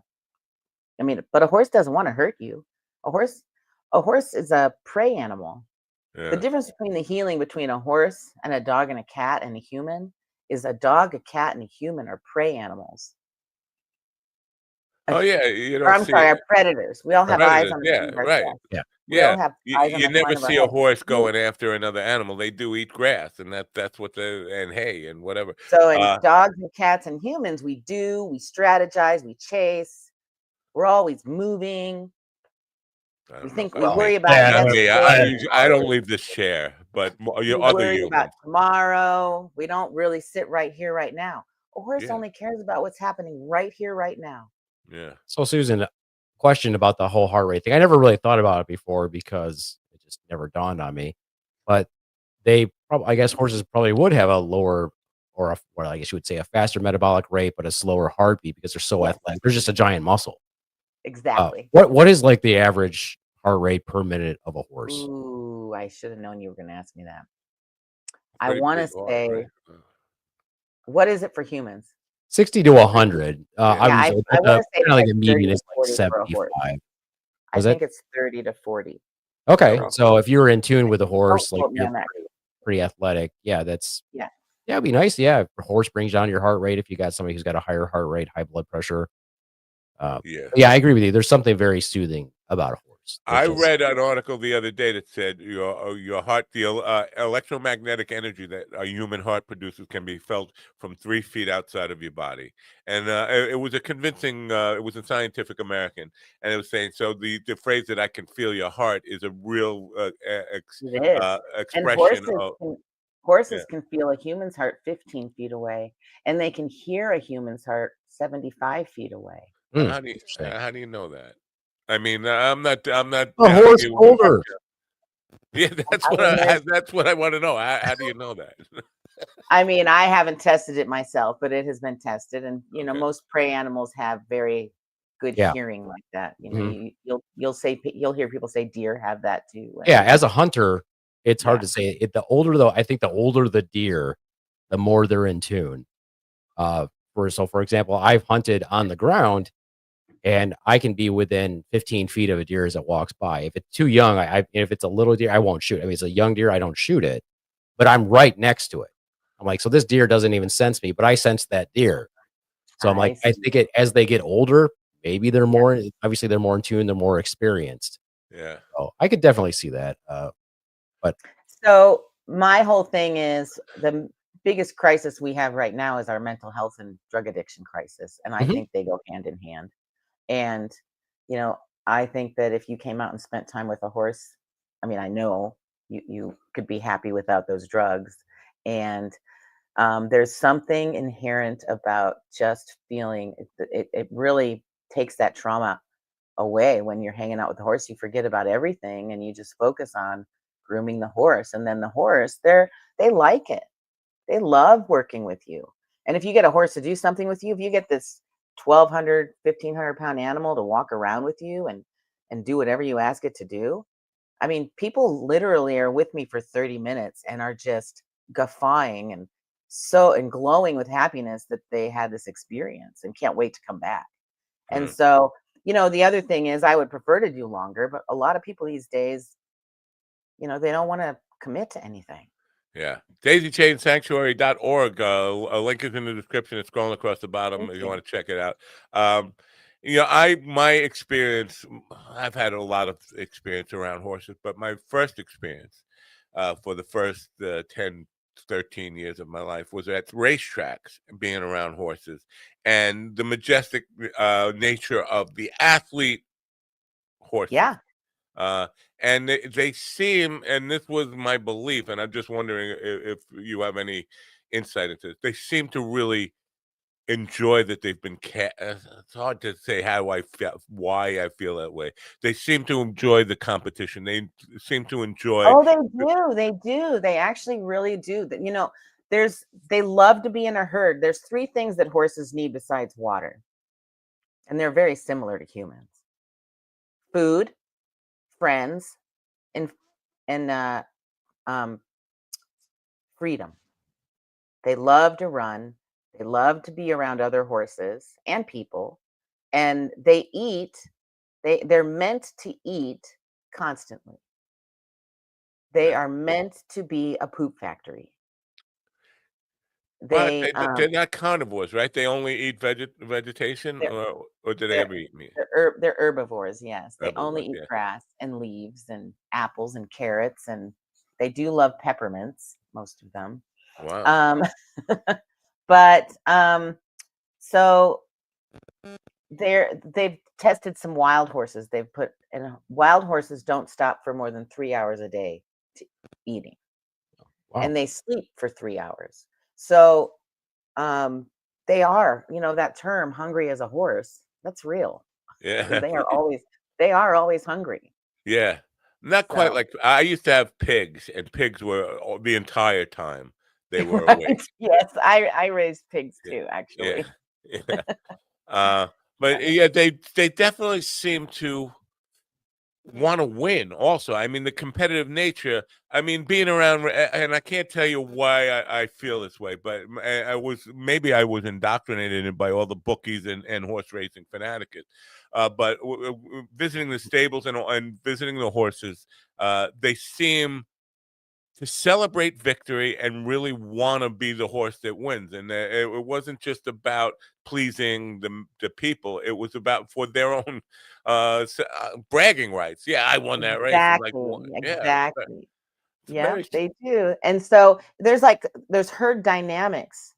So usually the herd is a big herd and there's a stallion. There's usually one lead mare, like the bossy mare that everybody follows.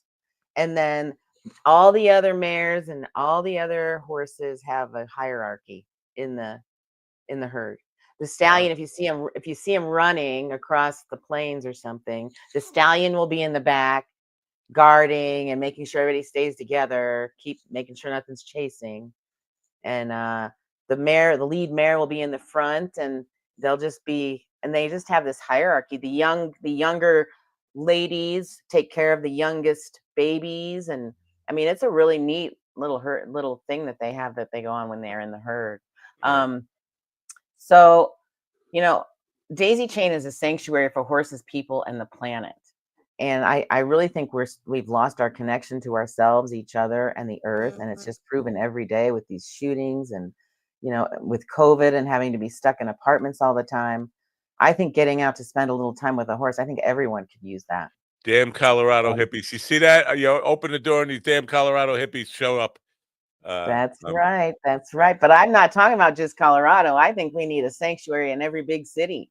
Oh, I think that if we converted land back to free range, that would solve the majority of our problems. And if we stopped just breeding cattle consistently, we do a podcast also, Susan. We'd love to have you on our podcast. That's awesome.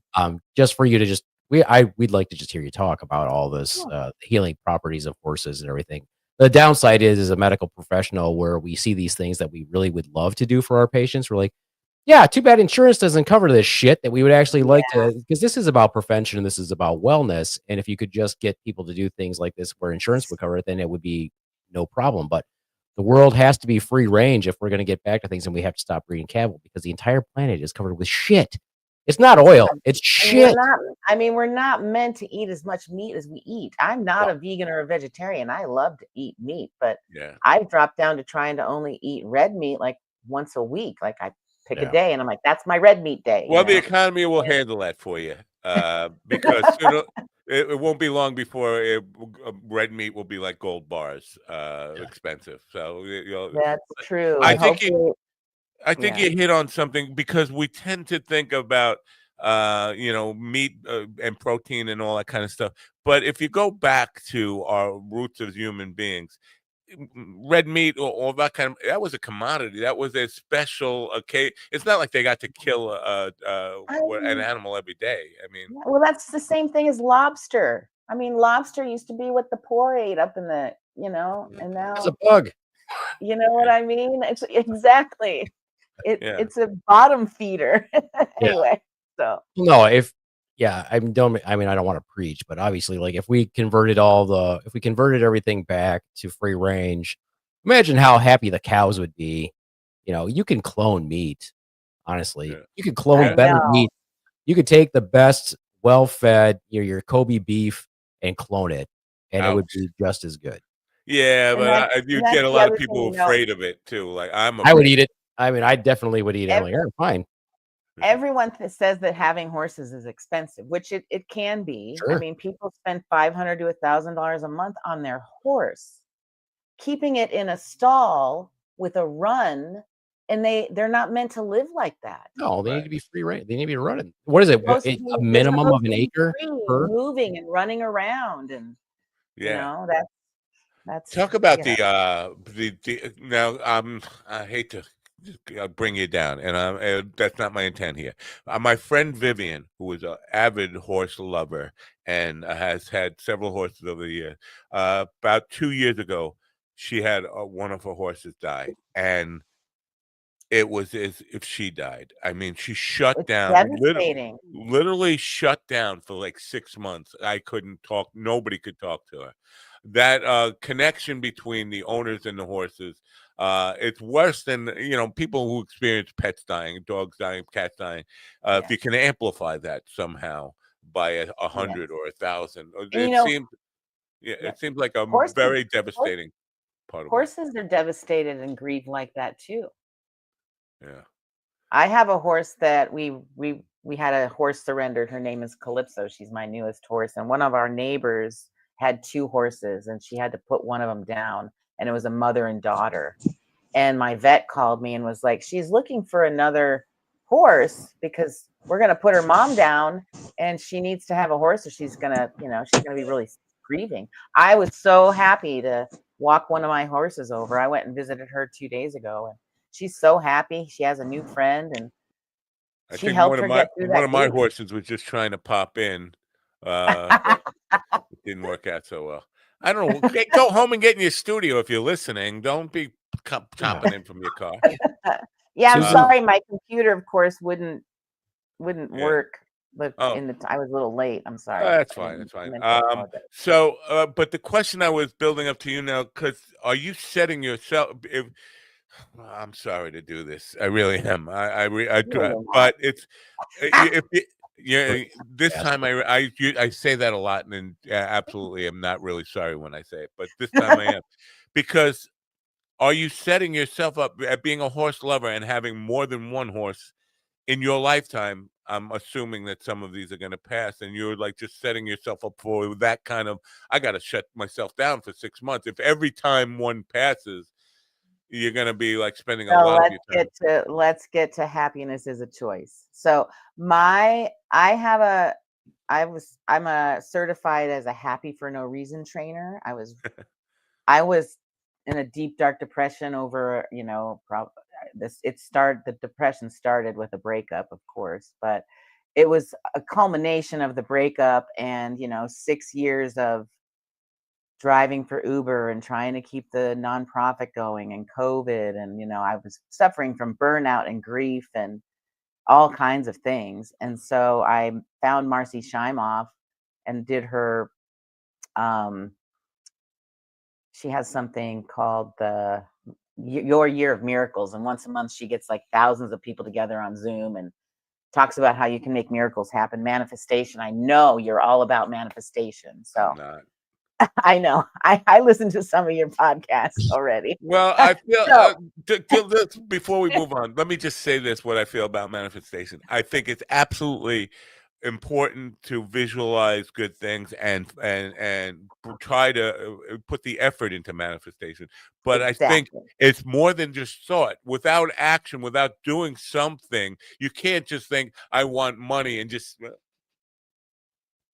Right. Exactly. you have to get I out of mean, the chair. it's, as Marcy says, it's set your intention, give it some attention, and then let it go.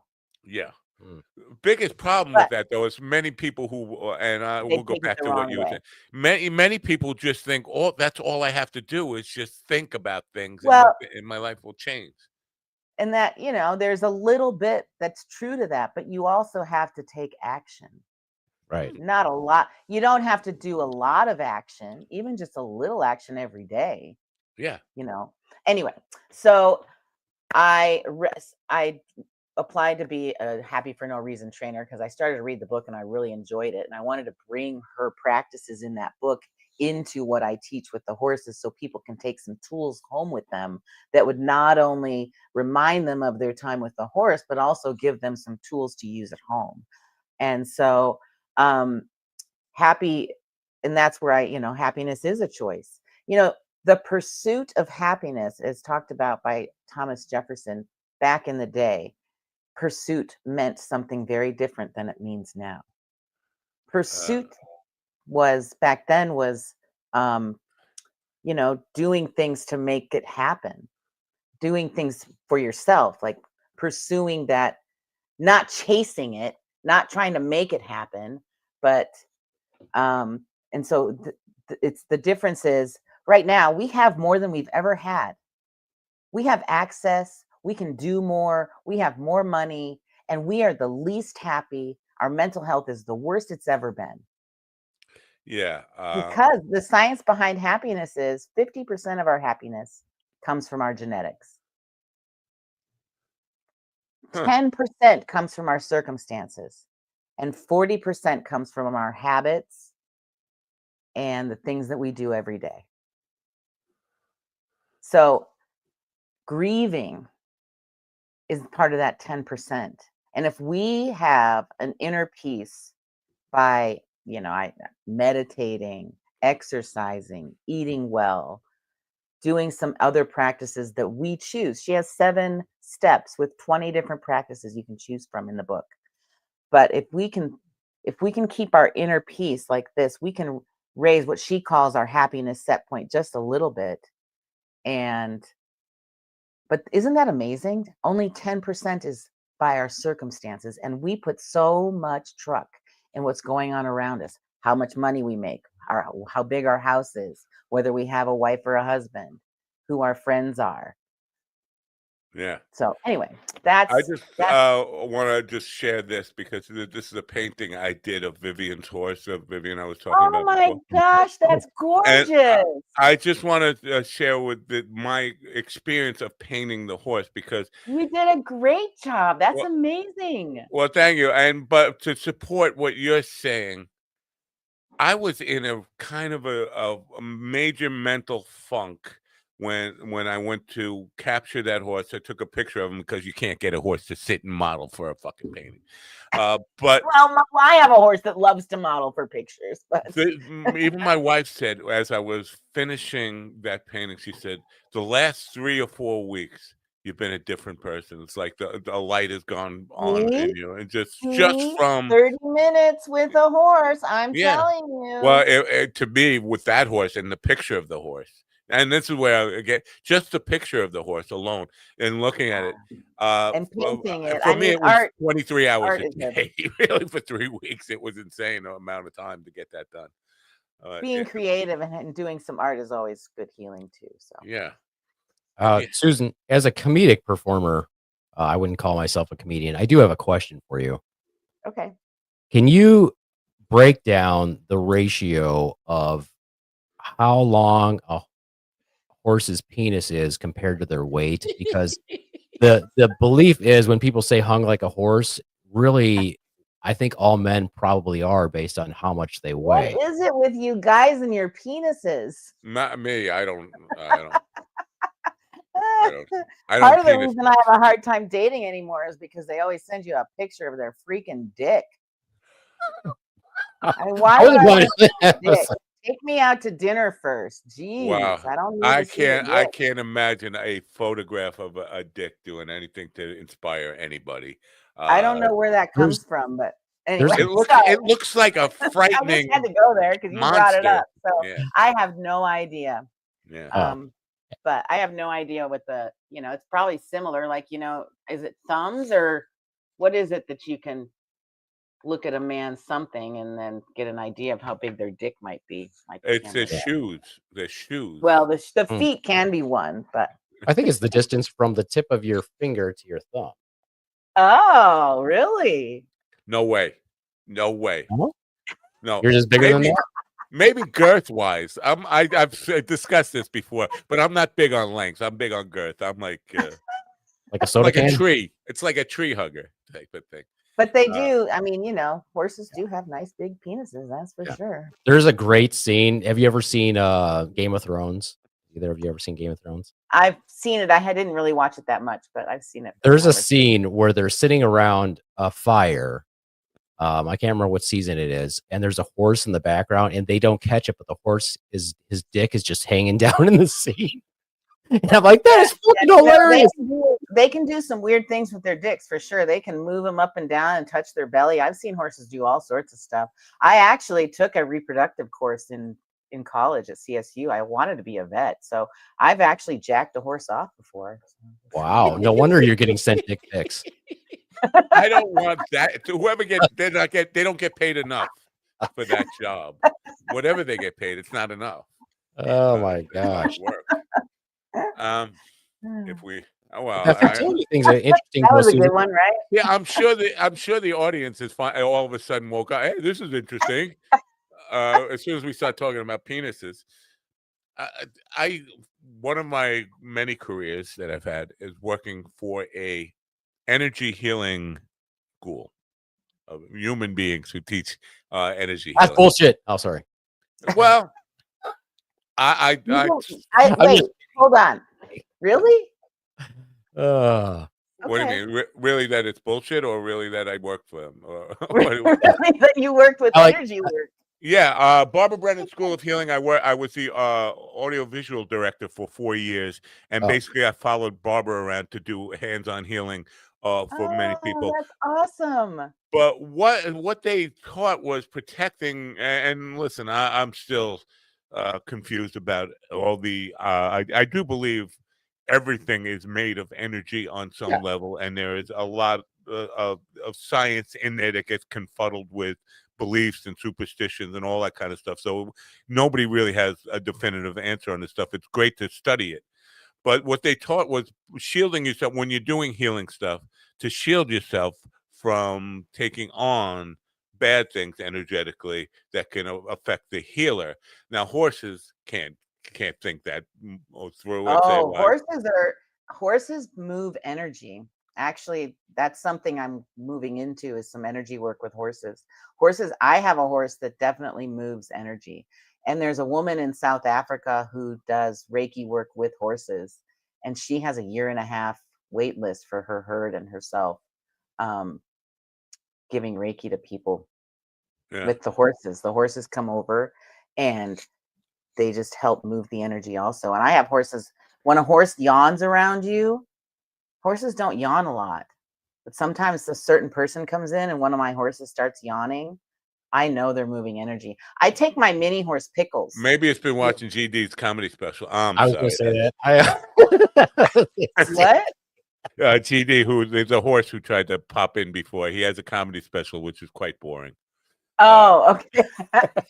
But he, so where was I going with? Oh, I was talking about Pickles. So I take Pickles to nursing homes and assisted living centers. She's a little mini horse. She's about 36 inches tall. And she goes anywhere with me. She's the sweetest little thing. She'll go on elevators. She walks right in their rooms and sticks her head in their beds. And there was a nurse one time, or she'll start yawning. and the people will start smiling, and the nurses will be like, "That I haven't seen that person smile since they got here 2 years ago." But the most recent one was a guy. I took her into the room, and I swear the nurse's jaw dropped to the floor because he started talking to Pickles like she was his best friend. And she said, I have never heard him say a word in 2 years. Wow. And he had a whole conversation with Pickles. Yeah. That's Anyway. That's interesting stuff. I would love to document that stuff a little bit because there are lots of stories around that. I do a lot of work in nursing homes and assisted living centers and volunteer work and stuff like that. I play music for people, but I'm also there when we bring pets in, dogs and cats and stuff.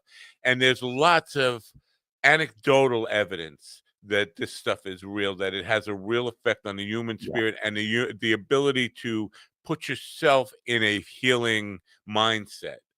But there is no like real science documentation of how any of this stuff works. We just take it as there's becoming more and more science. This documentary, they took around heart rate monitors, and there is ways to check the energy, and if you check out the Heart Math Institute, they're doing a lot of work with that. But the problem is if you have a difference between what's qualitative and quantitative, it's something that they can't quantify, then it looks at more like a soft science as opposed to a hard science. Is like spirituality versus science. Right. Yeah. So it's a little bit different. When we can combine spirituality with science and everyone can believe it, it's going to be heaven on earth. Yeah.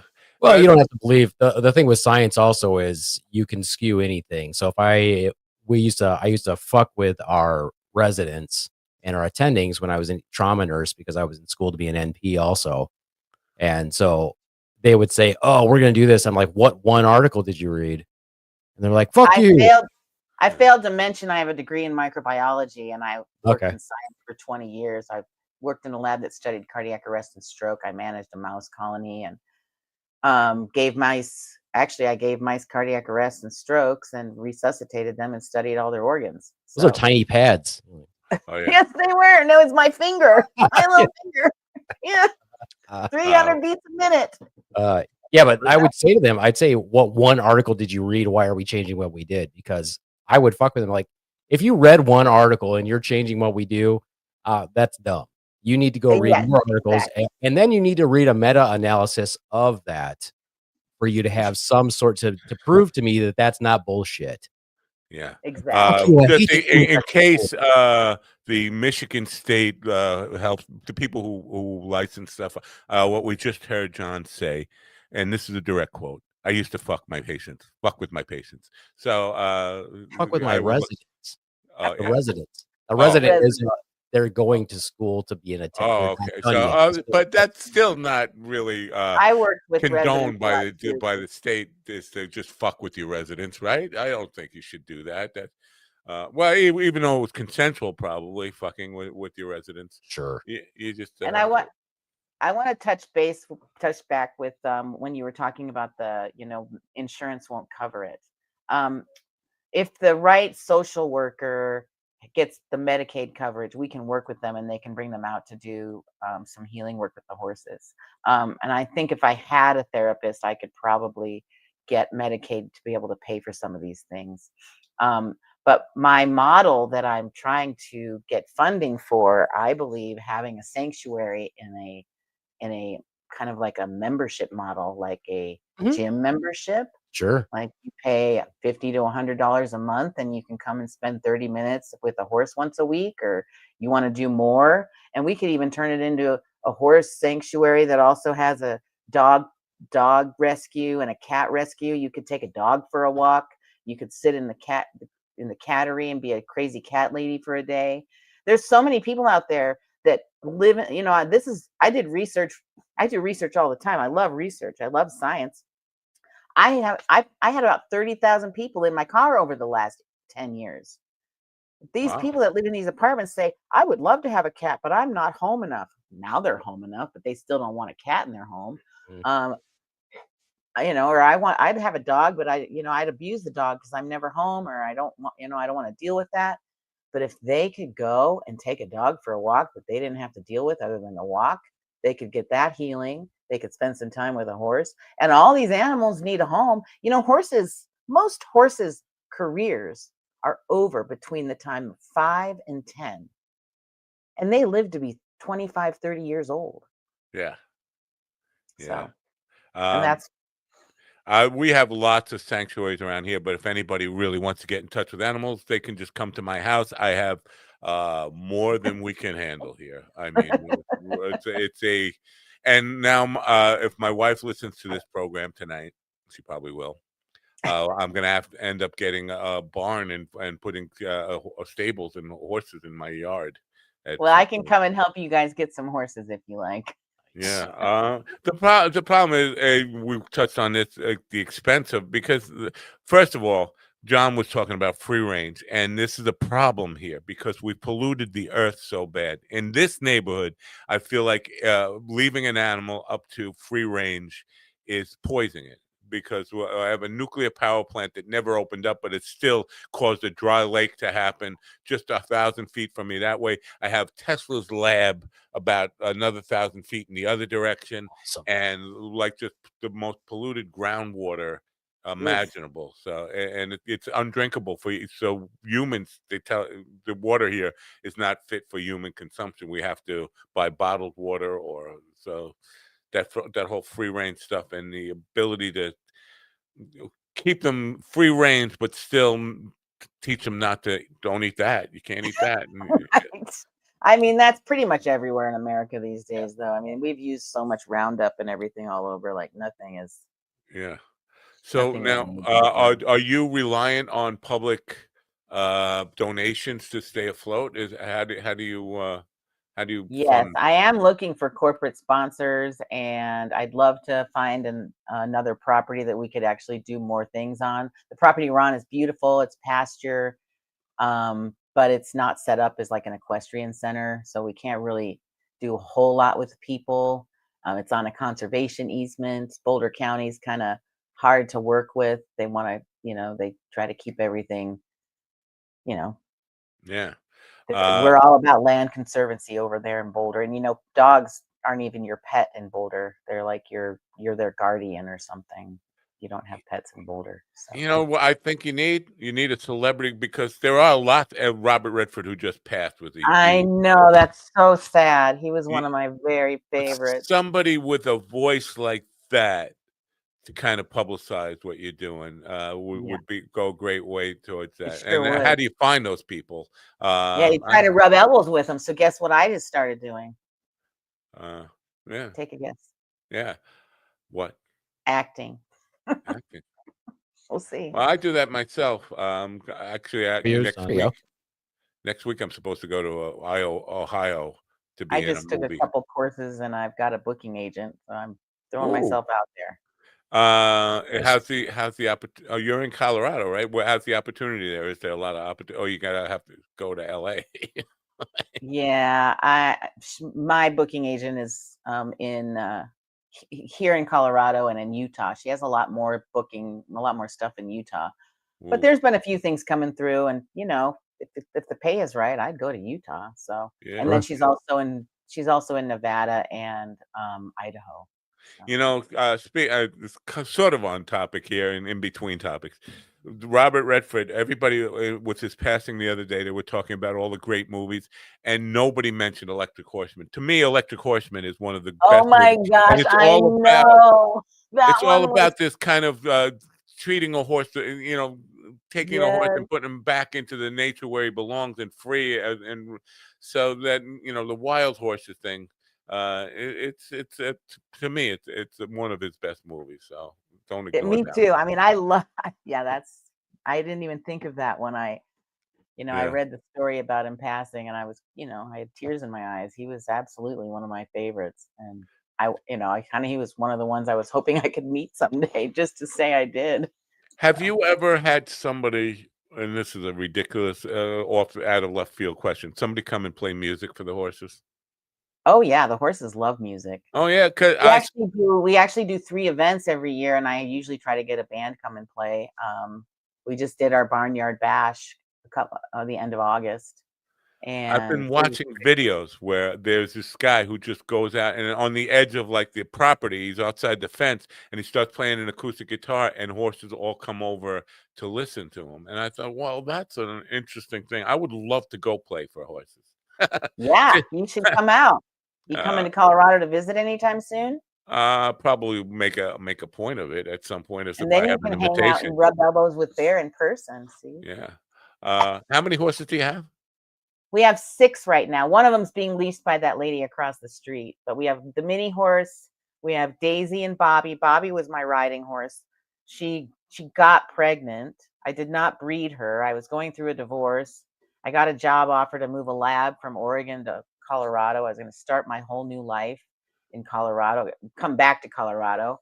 And I was staying with some friends and she rescued a stallion. We decided to let the stallion run with the mares for the winter because mares don't cycle in winter, especially in Oregon because the days are so short.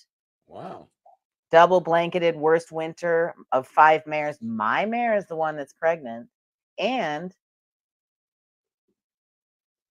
yeah, she was born in January. They have an 11 month. On the pop-up on the website is promoting the thing that happened 3 weeks ago, August 23rd. I know. I tried to get them to take it down. They haven't taken it down yet. I was yet. just going to mention it, and I was like, "Oh, well, the date is passed." All right. I'm just trying to see if we have do we have pictures of your horses on the Yeah, photo? if you say, I think if you look, it says meet Our the horses, herd. our horses, yeah. Our horses, yeah. There's There's 3 of them there. Only there's 3 of them there. I haven't set up the other 3 yet. Because they're only 2 of them have only been here for 6 months. So wow.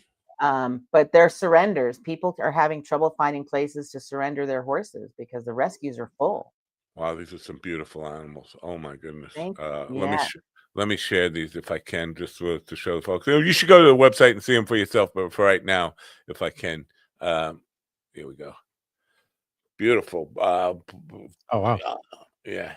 Let's see. So here. Daisy's the first one, and Bobby, and then Little Pickles is.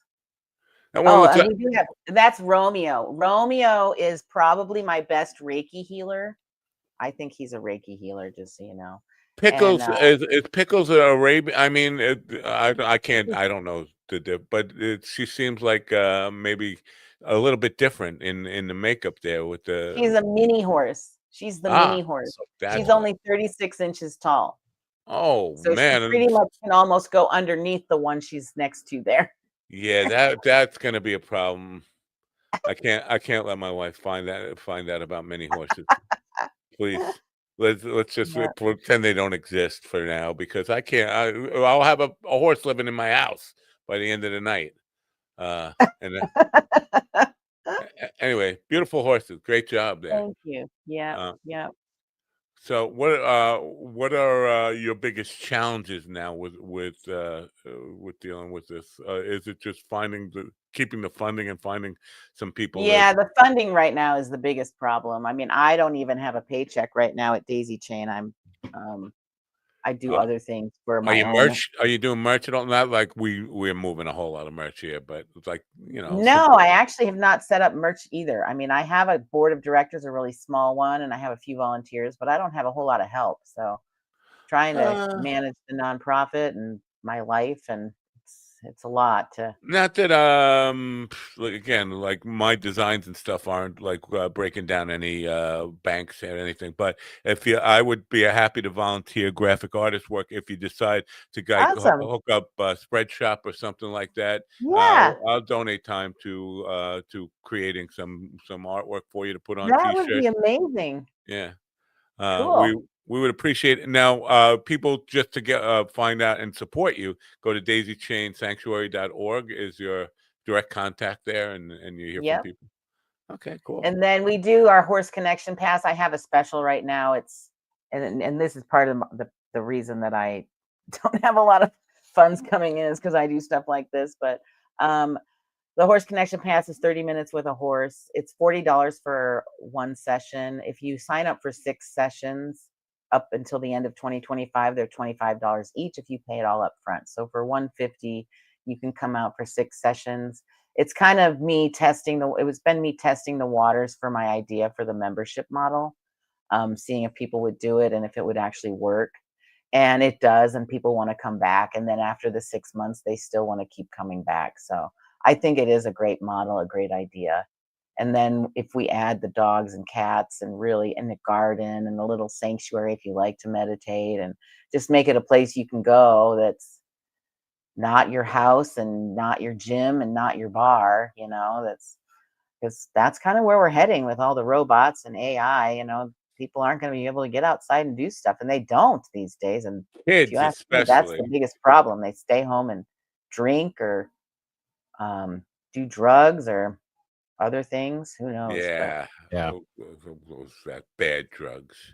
So Susan, my wife's aunt is a big equestrianist, I guess you would call it. But you might want to connect with her and pick her brain. She's got a major business mind. Okay. She's a very awesome person. Yeah, I'm just because when you talk about getting outside and doing things, well, I've been trying to figure out this is a societal problem, and obviously I'm not going to come up with the answer on my own. But to get kids off computers, off computer screens, and just to spend more time in nature, there might be some kind of tie-in with what you do. Not saying that your sanctuary should do this, but I think a lot of people who are doing stuff for animals should figure out a way to make a kids program, and that creates work, and you need people to supervise them and make sure you don't do anything that's going to get you in trouble. But right. We have to get kids back into the garden. Exactly. So the first woman that signed up for my Horse Connection Pass, I started it at the last Barnyard Bash a year ago. She signed up with her 5-year-old. So her 5-year-old was born in 2020. She's a COVID baby. And they came out for their first session. And the little girl is clinging to her mom, won't look at me, is really shy, won't talk, hasn't had a lot of interaction. She probably just started school. And she gets in there and starts brushing Pickles, and they usually groom them. She starts talking to Pickles and brushing her. And then I tell her what she needs to do to lead her around. And by the end of the 30 minutes, she's talking to Pickles like she's her best friend. She's comfortable with me and Pickles and her mom. And it's very different. Her mom took some videos and posted them on Facebook, and her mom's friends were all commenting on, is that really, Stacy? That's not her real name, but is that really her? Wow, she's a different kiddo. And then, by the end of the 6th session, we did it monthly for them. She was a whole different kiddo. So it definitely works. John, what is the thing you just sent me? Jennifer? Yeah, so that's for Susan. That is my wife's aunt. If you check her out, she's got a very good head on her shoulder, and she works with horses pretty much every day. I will put that link in the description as soon as the show is over for the people watching it on demand. Jennifer Cotillo. All right. .com. Yeah. Interesting stuff on there. Anyway, I'm glad you were able to give us some of your time, and I hope we can help you out. I am very supportive. Thanks to Bear for recommending. He reached out to me and said, after he watched my other podcast, and said, you need to be on this with these guys. And then he actually really promoted you very well. And I know he does, and talked highly of you. See, I like Bear, and I've started to say this morning by saying I think he has a good heart, but he says things that drive people fucking crazy, and he drives me crazy. Yeah, but they don't go to him with it; they come to me with it. Right. And it's like, and so he feels like I'm censoring him. I'm not censoring him. I'm protecting my own time. And it's, right. And you gotta do. My dang camera won't stay. That's fine. We're gonna let you go and enjoy the day. Listen, I appreciate what you do. If I find a way out to Colorado, I would definitely come and play some music for your horses. I would love that. I'd love that. And let's talk more about you doing some graphic design for us. We could definitely use some help with some T-shirts or hats or something. Absolutely. You know what? If it comes down to this and you need help, I will help set up the shop and everything on Oh, Spreadshop. really? So that you don't even have to invest in anything. They actually do it on demand. So the order comes in, you get a cut, you set the price, you get a cut, they get a cut, and everybody's clean on it. And you don't have That to would be amazing if you would warehouse help me anything. set that up. For Yeah, sure. I would be happy to Okay, do that cool. for you. All right. Cool. Have a great Thank day. you Thank so you much. for that. You too. Bye. Take care. Hi, Susan. Bye. Oh, say hello to Pickles. Interesting stuff. Coming back to the healing thing, there were so many cases, anecdotal stuff where people said energy healing worked for him. I know when I said it before, you said bullshit, and that is definitely my fallback position. Is like this stuff just seems like magic to me. Some people swore by it, but I think it can go too far. Like I watched a chelation and a healing on a guy's testicle cancer, and he got up and he was dancing around, and I'm healed and blah blah blah. And 6 weeks later, he was dead from the testicle cancer. So I mean, I think we put the people who want to believe in it so much to exclude all the other traditional medicine that can be that's the problem. really. Yeah, that is the problem. It makes people turn their minds off of science and just into spirituality. I think there's a place for both. I think it's supplemental. I when I just did primary care, folks would ask me about doing different things. I said, you know what? I'm not going to dissuade you from doing that. Go ahead. If it works for you, great. But don't forget, this is important too. That's like supplemental care. Don't stop doing this. This is the best that we have to offer right now. And there's a reason why it's scientifically backed.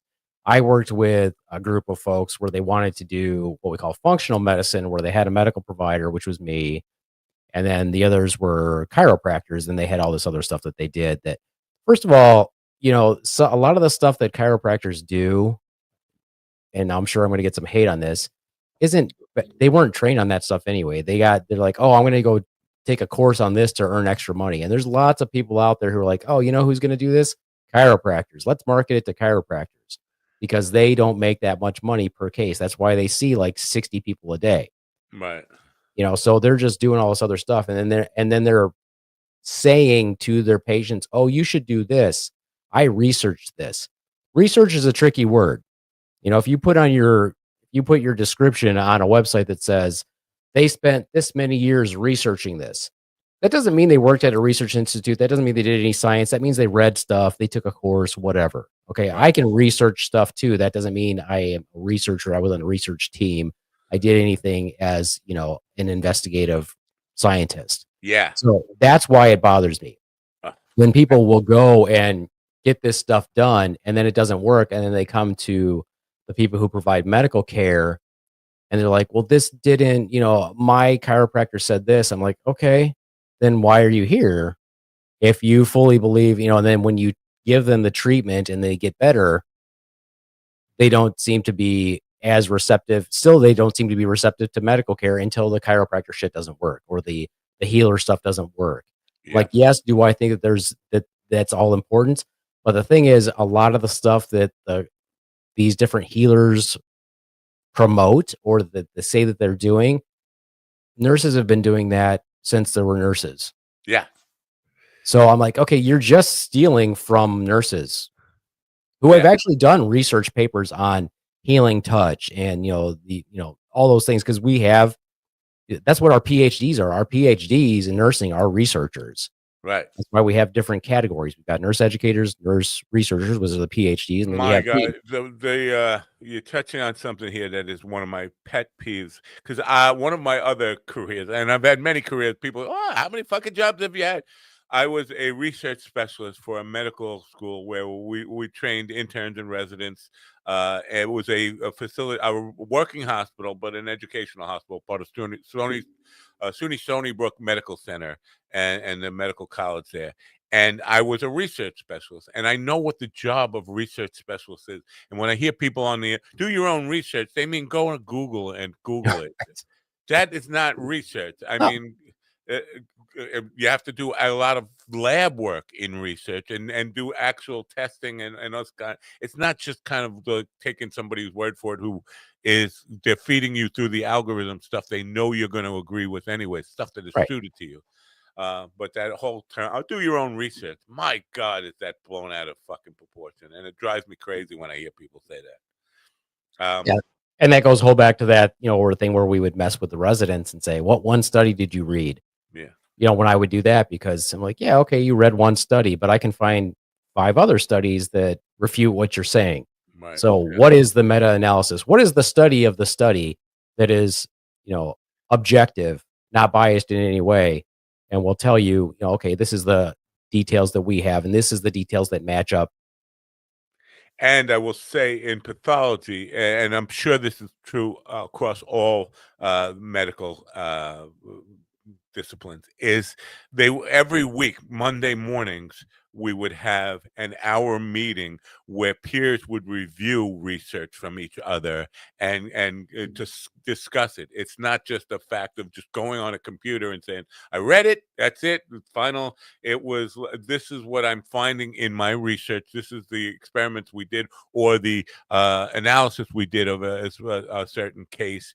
And then they would go back and have major arguments, sometimes heated arguments, but kind of work things out and peer review it. This idea of research just being something you could do from home, sitting in a chair, just ridiculous. So. Yeah, there's levels of what's considered evidence, whereas a professional opinion is way the fuck down the scale. Right. And people don't understand that. Like, yeah, don't listen to the experts. The alternative is listen to the idiots. Right. So yeah, I'll listen to the experts. Thank you. I want to switch gears while we have a few minutes here because you are a comedic performer, right? Is that what you say? Yeah. People who are against cancel culture are celebrating this cancel culture now, and I'm just wondering, do you think the comedy, especially, has been on the forefront of this idea? Well, just telling jokes and people want to shut us down.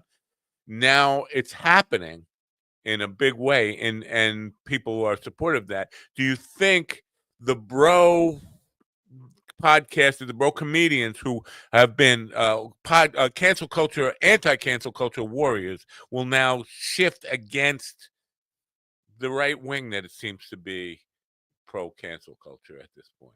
Do you think No. No? No, I think they'll still do.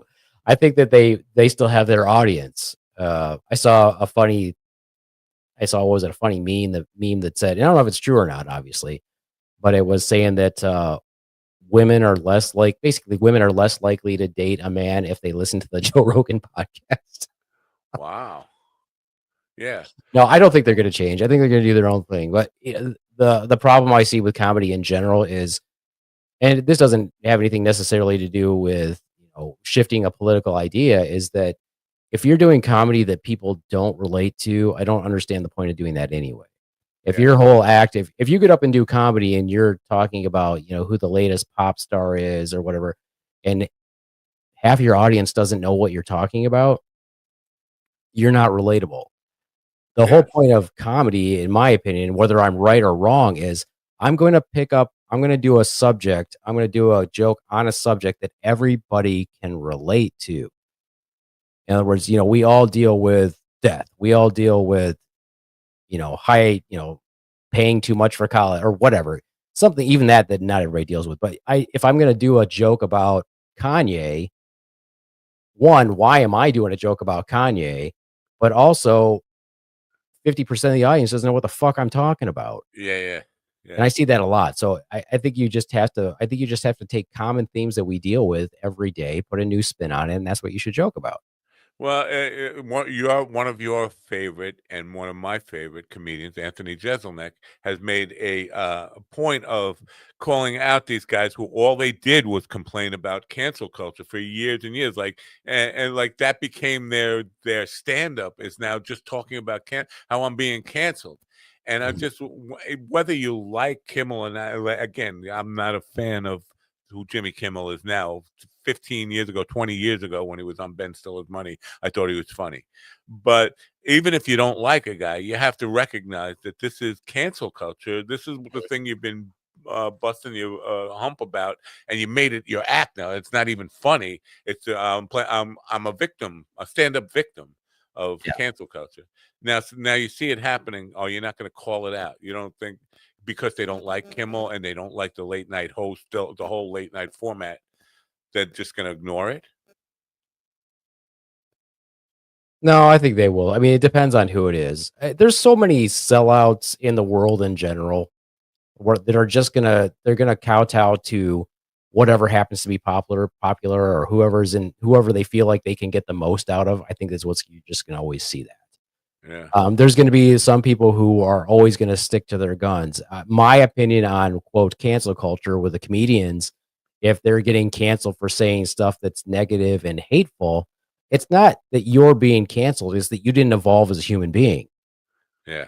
Something that you thought was funny when you were, and I can, talk about this with anybody. It's something that I thought that was funny when I was 17. I don't think is funny now because it wasn't. It was funny at the time, but now it's like, no, I've evolved as a human being, and that's not funny. That's not fucking funny to me, and I don't think you should. I don't want to hear it. Yeah. I saw. Yeah, I'm sorry. Go ahead. I think a lot of comedians just found like not getting a job. Like comedy clubs have a right.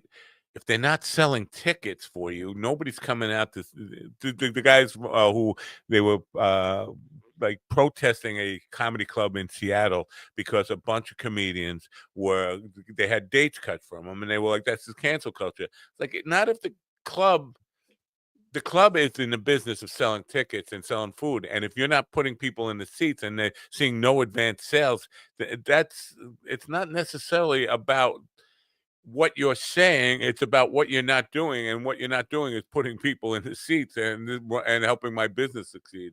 But they get mad because people don't like me anymore. That's Yeah. you know. Well, yeah. I mean, it's a human first response, right? To blame everybody else for what instead of be introspective. Yeah. Yeah. Somebody doesn't. If my gig is empty, first thing I look at is what did I do wrong. It's not like what. Oh, now oftentimes we see it in the business where clubs don't meet you halfway in promoting stuff, and there is a legitimate kind of justification or rationalization of why you're not doing that well. But the bottom line is, if you stop drawing people, maybe you got to look at what you're doing. Right. Yeah. Absolutely. Yeah. I know that personally, when I go to open mics and I go to shows and those things, I'm going there for obviously a good time, but I'm also going there to watch what everybody else is doing. And then people will come up to me later and say, well, can I be on your mic or your show? Or people will message me. And I'm like, I saw your set. It doesn't fit my idea of what people should be talking about.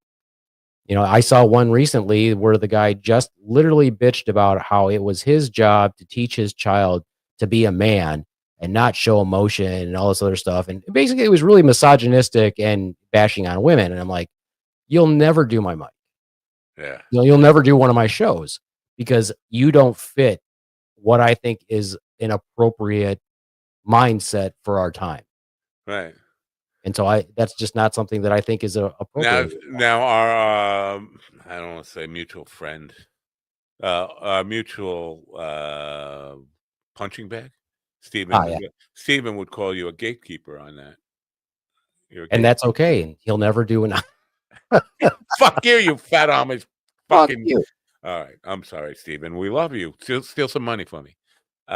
Stephen will be here tomorrow. Yeah. Went out tomorrow. Well, this turned out pretty good because it turns out that GD couldn't make it back to his house or turn his computer on or something. So it was very fortuitous that you had off today and volunteered to be on the program. So I thank you for that. Thank you. I always like being on. As long as nobody hates me and later on says I'm too. I think there's one person. Who might that be? Never done anything about it though, has he? No, he never will. Never will. Yeah, that guy. You know what? I think he's a bit of a hypocrite in his approach to things, and a little bit of a phony. That's what I'll say about that. Yeah, who could he be talking about? Doesn't affect my life in any way, believe me. Yeah. Anyway, thanks for being here. Have a great day. I'm going to say goodbye now and tell people what to do. You don't try not to kill anybody today. All right. I will do my best. Have a good day. All right. Let me see here. Don't forget tomorrow. I forget now. I'm having a brain fart of who our guest is tomorrow. I have a guest for you tomorrow. Thomas R. Wilson is our guest tomorrow. We're going to talk about empathy. So join us then. It's not too late to learn about empathy. Until then, don't forget to turn on your radio. Have a great day. Bye for now.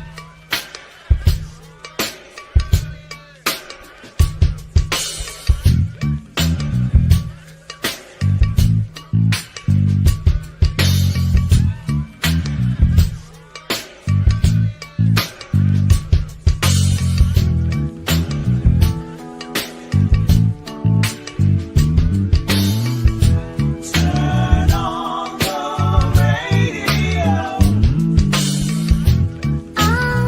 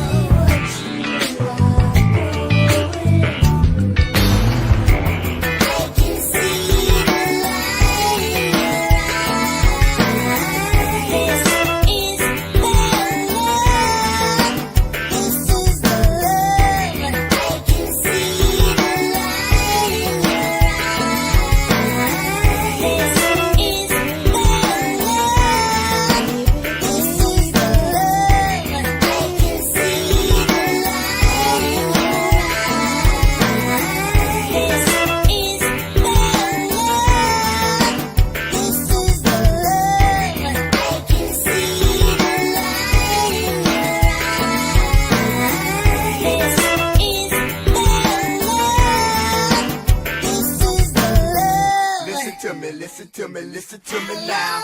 Listen to me, listen to me, listen to me now. Listen to me, listen to me, listen to me now.